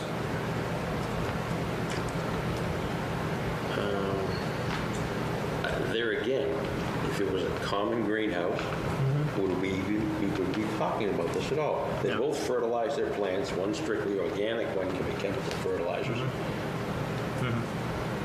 Would we be talking about this? Yeah, no, we wouldn't. In fact, it wouldn't even come before us because Right. it'd be allowed by right. So, but But it is in front of us. But it is in front of us. And, things like fertilizer costs money, and the applicant is going to be drawing water from their own well. So it's in their interest to conserve water as much as possible. They have said that they're going to adopt a drip irrigation process for fertigation, just mixing the fertilizer with the water and delivering it directly to the plant. So there's, except in, I don't know, certain circumstances, but for most of the plants anyway, it's going to be not delivered with a spray or watering can or anything like that. It's going to be mainly these drip irrigation hoses. And this is what is recommended by the cannabis industry.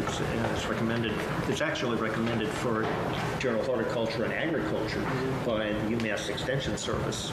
So if that's what they're going to use, then the amount of runoff is going to be minimal. And there's probably agencies out there with much more knowledge about that than we have that are probably involved with this facility, that would be involved. Yeah. Yeah, we don't need to mention it. I don't see a concern for that issue. Yeah. That's just what I think. And again, if there was runoff, where would it go? Well, it would go onto the applicant's own property, and not onto someone else's property, because they're at the bottom of the hill. So water tends to run downhill. It's going to go downhill from there. As far as the availability of water is concerned, yes, the applicant's going to use wells to provide the water. The applicant also has the availability of Rice Reservoir, which is owned by the applicant, or owned by not the applicant, but by the property owner who's leasing the property to the applicant. So that's available too. But the applicant has stated in the public hearing that the use of the water, because of the water conservation methods that he intends to employ, will be less than what is required for a housing development that might be built on that same piece of land. So, and again, if there are any problems,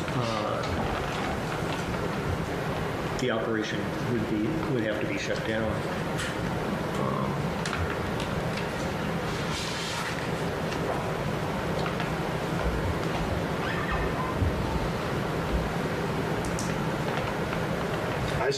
I see the application without the warehouse manufacturer. I see it as no problem. I still like to debate manufacturing. Yeah. After you went through the list of questions and regulations you have, what defines business B? I think that's what you said. It's a Yeah. business B. A line. That's all it is. Yep. It's a line on a piece of paper.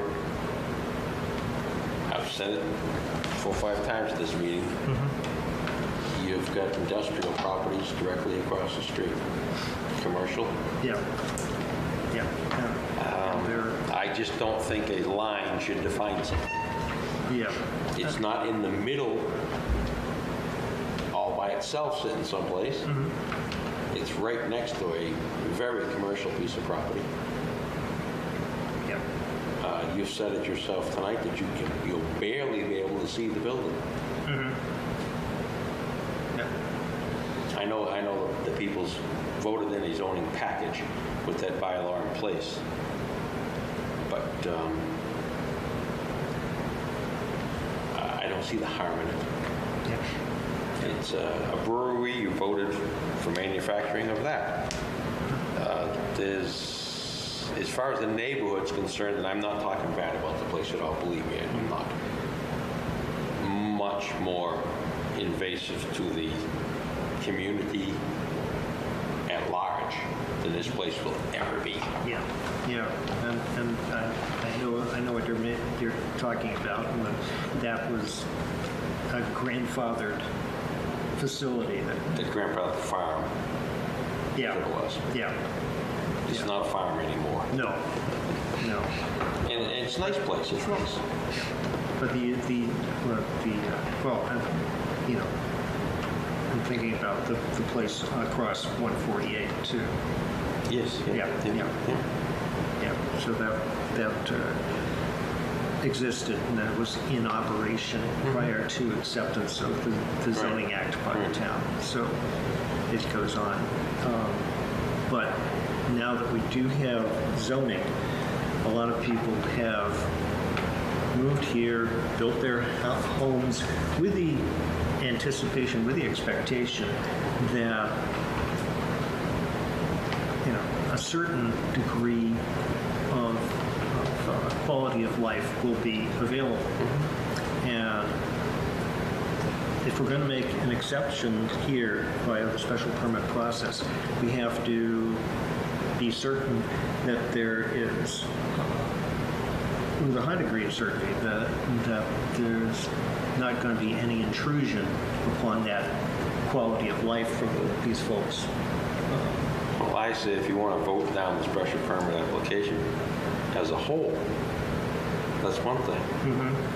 But I don't see the manufacturing part entering into this equation at all as a difference of quality of life. That little piece of it, I don't think makes any difference. Yeah.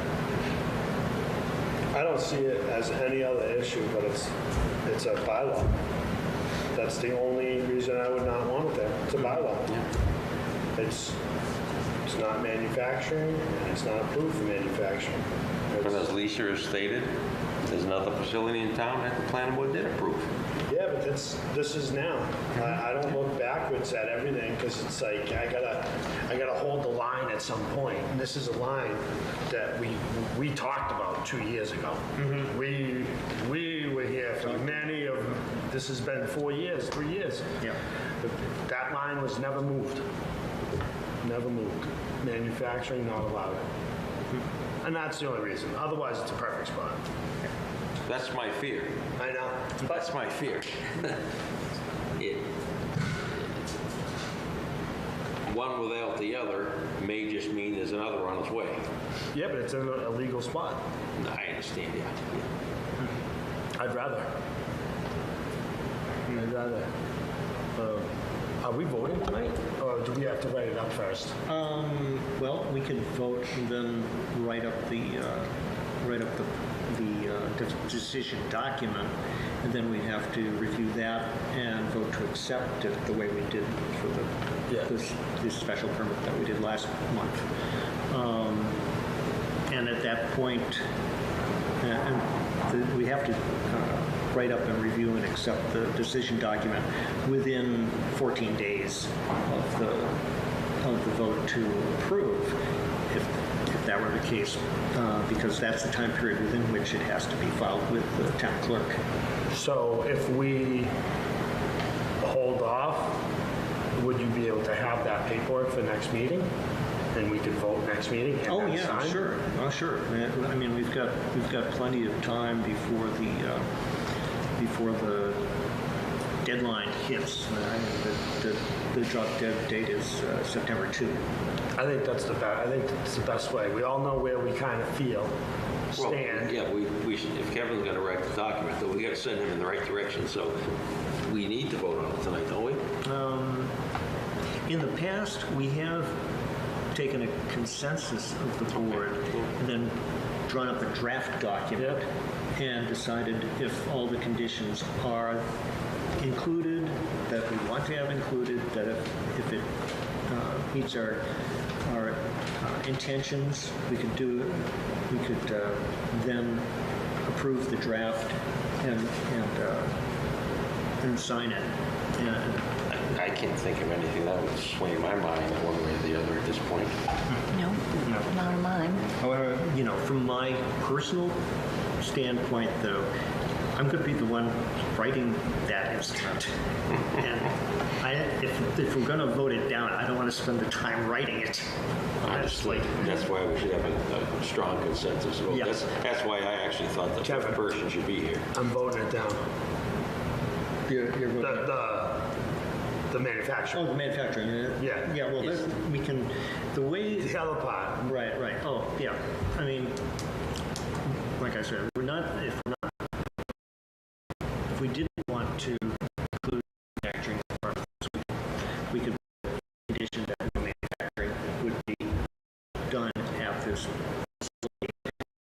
with the appropriate sections of the bylaw. Yep. Is the application written so that we can separate it? Yes, it is, because every aspect of the use that's proposed is approvable at our discretion. Okay, all right, good. So, yeah, we can take it apart, as long as we're reasonable. I mean, we can't make conditions such that nothing could actually happen. You're right. That would be unfair and a waste of time. Well, I'm a yes for the grow, but if the straw vote's being called, and I'm a no for the manufacturing Okay, in general. okay. And you, sir? I mean, yes and yes. Answer yes. Okay. So that's where we're at right now. You didn't tell us how you're going to vote. Me? I'm You with gotta hang Chris. on. I'm with Chris. I'm Yeah. yes and no. Yeah. Yes and no. I will draft something to that extent that goes along with that, and we'll look at it at next meeting, Yep. and then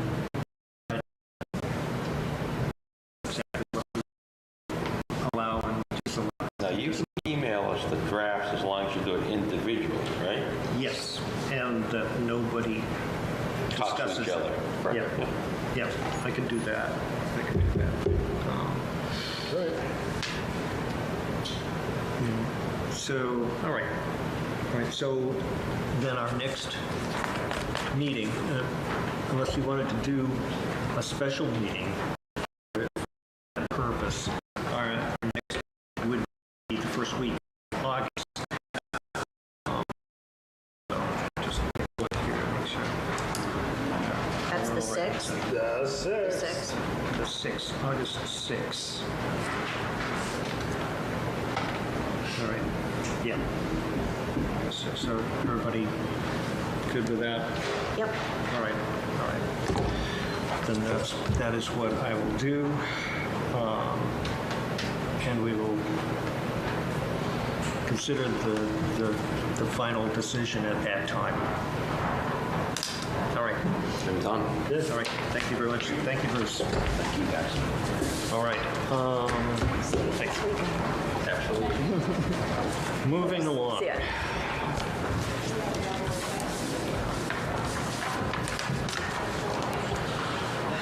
All right. So we have some financials, we have some minutes. Let's go to the financials because I really want to make sure I don't forget this. Vouchers, yes. I have to file these tonight. Actually, the accountant told me I had a little bit more time, but I should file these tonight so that it gets paid in this fiscal year rather than incurring a whole lot of extra paperwork for that. All right, so first off, we have a voucher for reimbursement to me in the amount of $14.25 for postage for the mailing of the notice of decision to the abutters and surrounding towns for the Fisher special permit from last month. I make a motion to approve the voucher for the Fisher decision to Mr. Kevin Erkla. That is the postage for... Postage reimbursement. Okay, is there a second? I second.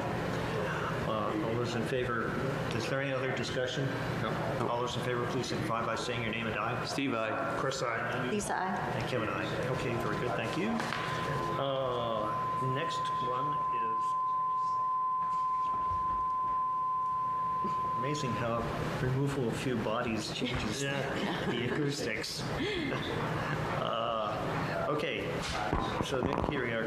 This is a voucher for reimbursement to me, Kevin Arcola, in the amount of $35 for a registration fee for the webinar from June 26th, which I referred to earlier on special permits and variances presented by the Citizen Planner Training Collaborative.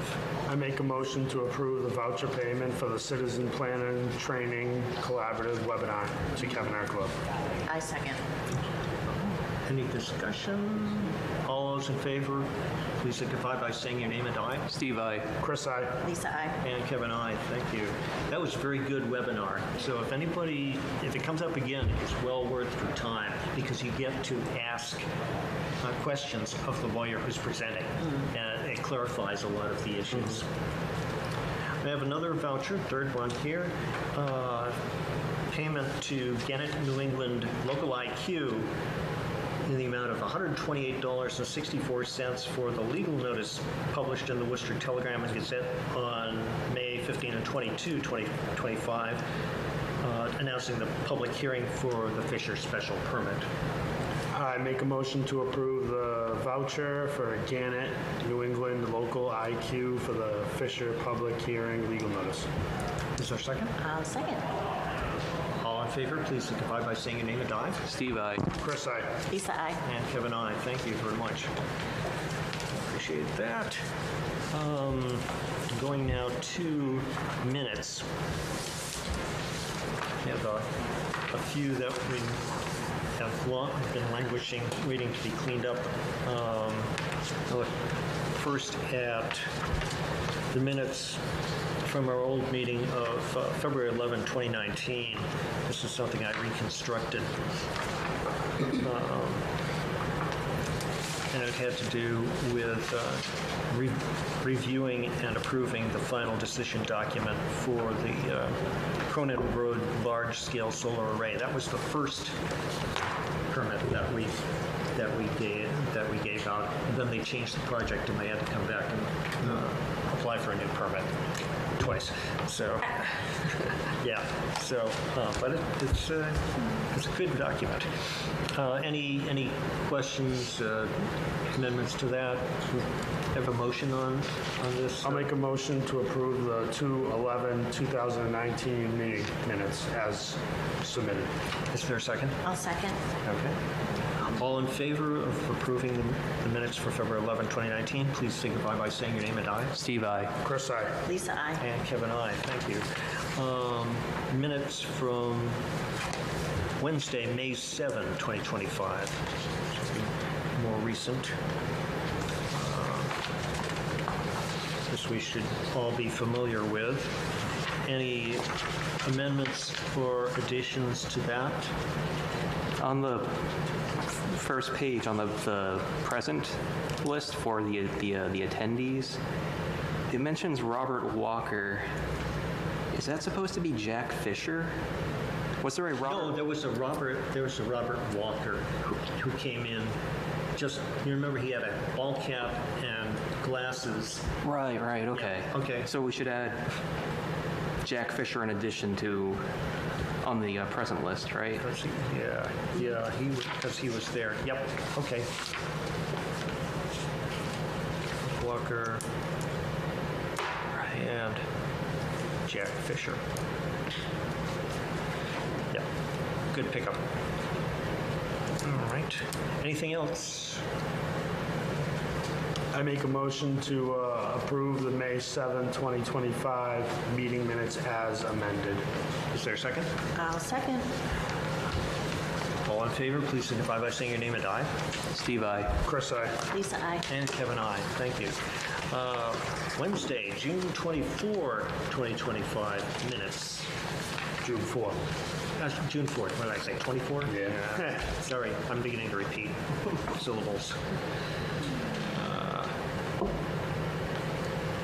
Any amendments or additions to those?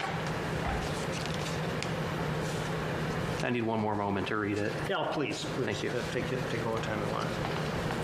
Did we skip over the 4921? I did, I'm going to come back to that. Oh, okay.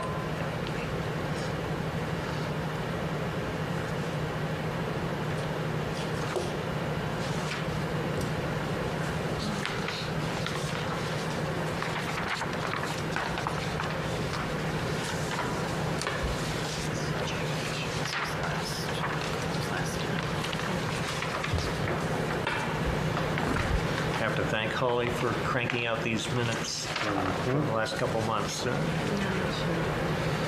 soon.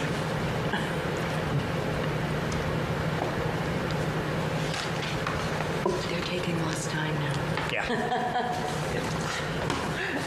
Used to that. So used to just doing water department minutes or something. It's like.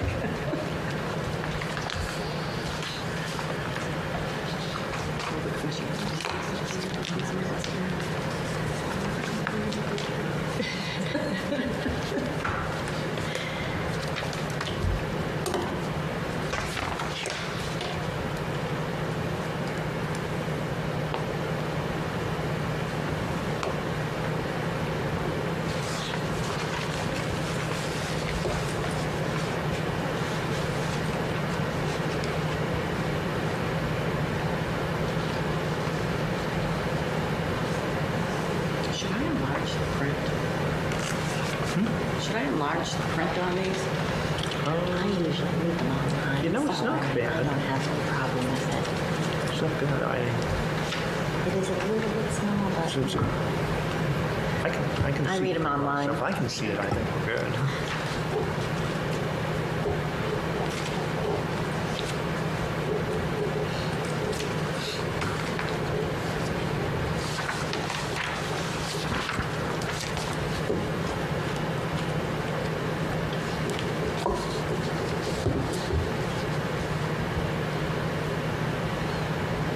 And again, once these minutes are approved, they will be posted to my town government on the planning board pages for the individual meetings.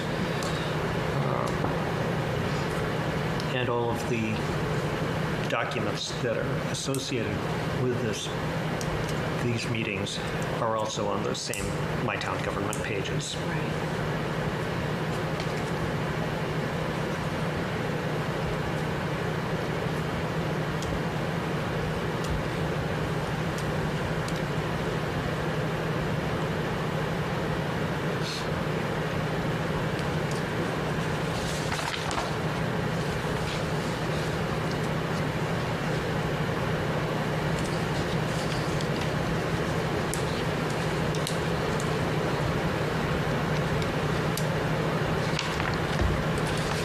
Okay, I'm all set. Anything to, no? I think it's good. I make a motion to approve the June 4th, 2025 meeting minutes as submitted. I'll second. Okay. All in favor of that motion, please signify by saying your name and I. Steve, I. Chris, aye. Lisa, aye. And Kevin, I. Thank you. And then our very brief meeting of Monday, June 16, wherein we reviewed and signed the special permit decision document for Mr. Fisher's business.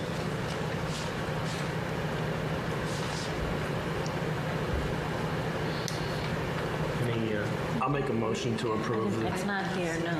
No, yeah. did you not have it? I didn't see it, no. I did not see that one online, thank you.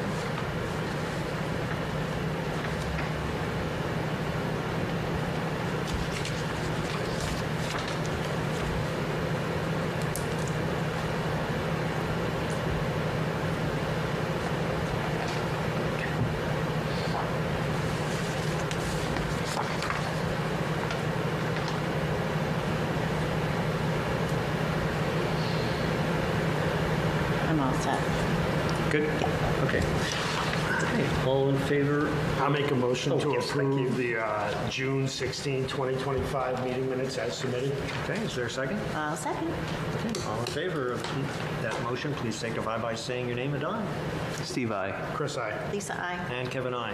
Okay, that brings us to the minutes for April 9, 2021.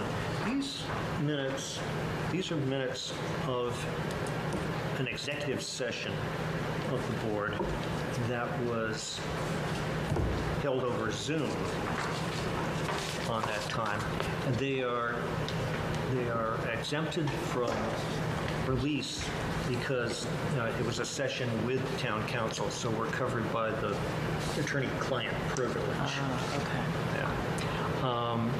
There were several other related executive sessions. This one got overlooked, and I found it, checked it against the recording for the Zoom session, and with my wife's help, wrote it up. She was the chair at the time of this.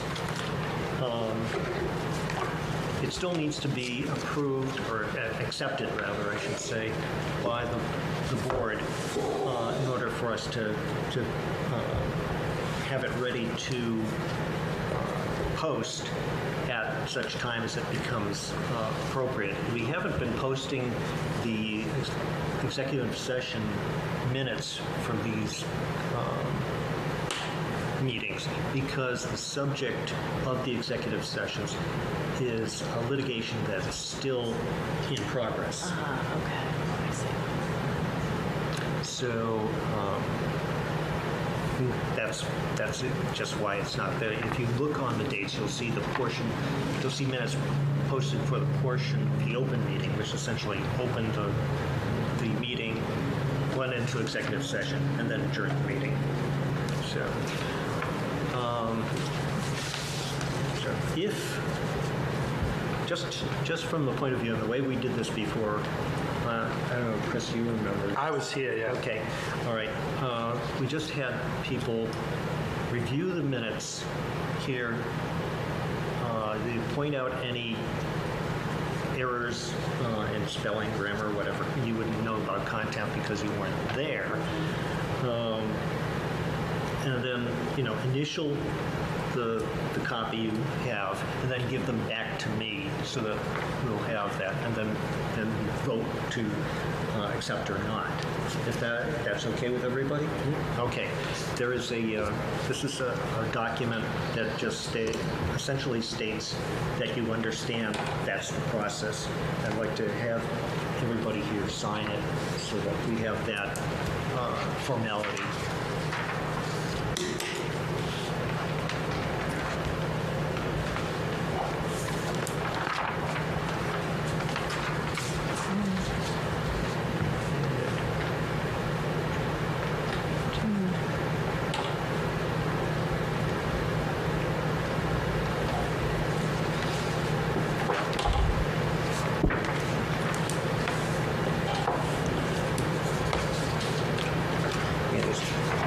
issue that in the upper corner. Thank you. Initial that.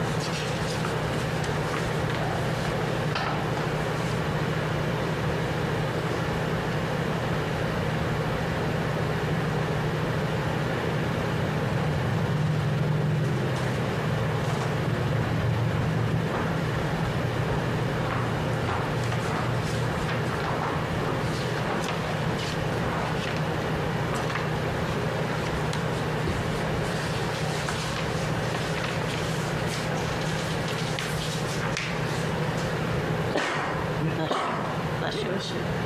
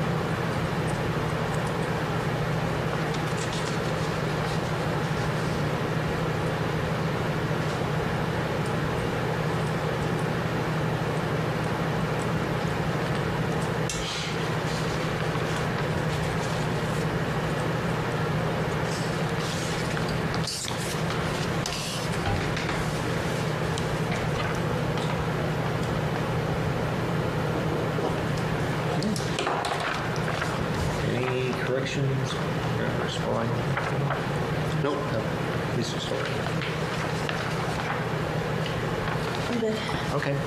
So you just need an initial on the, Upper right-hand corner, yep. I make a motion to approve the April 9, 2021 meeting minutes as submitted. I second. Okay. All those in favor of the motion, please signify by saying your name and I. Steve, I. Chris, aye. Lisa, I. And Kevin, I. Thank you so much, folks. Appreciate that.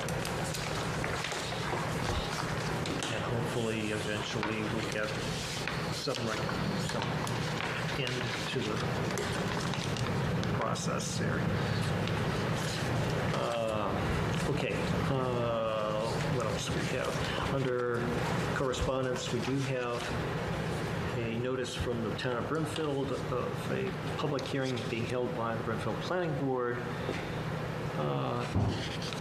to be held Wednesday, tonight, 7 p.m. So it's ongoing or done by this time. And that's to consider a site plan review application for Babe's Lawn Care to expand from 2124 square feet by an additional 7,400 square foot building with a proposed storage building and salt shed. And it's owned and operated by Christopher Burdella, who, of course, also is owner and operator of Oak Hall. So, all right. So, at the beginning of the meeting, we received a number of open meeting law complaints from people. What's that all about? Do we have to wait until next time because they're not on the agenda? No, we actually have to reply to everyone who files an open meeting law complaint within a certain period of time, which I believe is 10 business days. 10 business days? Yeah, I'll have It might be 14, but it's 10 or 14. Yeah, and that's easy enough. Shall I just read the comments? At least should I read the names too? I mean, this is just a waste of our time. Yeah. Well, we don't know what the complaints are per se, but Really? Yeah. The complaint basically. Do you think we did that much wrong? I haven't read it yet. I don't need to read it to tell you we didn't do that much wrong. I don't need that. That's ridiculous. They all just sat here, walked in as soon as they got their little storm face and then walked out. This is ridiculous. To waste the town, when we've been doing our job, to waste the town with every one of these persons, Danielle Lemieux, Leonard Constantino, I don't know, he's got a letter crossed out in his own name. Karen Reynolds, Jess Smith, Tara Fitzgerald, Mary White. They couldn't sit here to listen to this, but they wanted to... Mr. Holcraft. And Mr. Holcraft. They wanted to drop this on here and say, we created a problem, this many problems that we have to respond to. No, that's ridiculous. Every one of them should be sitting right here, listening to us right now. Well, Chris, we have the duty to respond to open Oh, I'll meeting law respond to complaints. every one of them. And just so you know, many boards in town have been going through this for more than a year now. Yeah. Does not make it right. It doesn't per se, but we still have to acknowledge the complaints. If we dismiss them, we're going to end up in deep water. Absolutely, absolutely. Yeah, I mean, people can complain about anything they want. The question is it relevant? Are they? Is it relevant to open government? Yeah, That's it.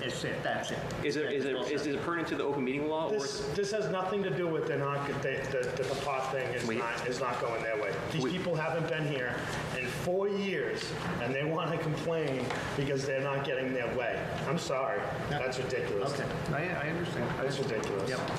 All right. I will work to get out replies to these folks within the specified time period.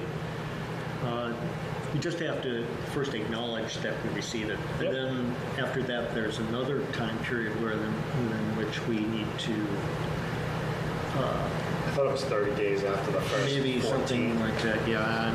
But Yeah. So we have to tell them what kind of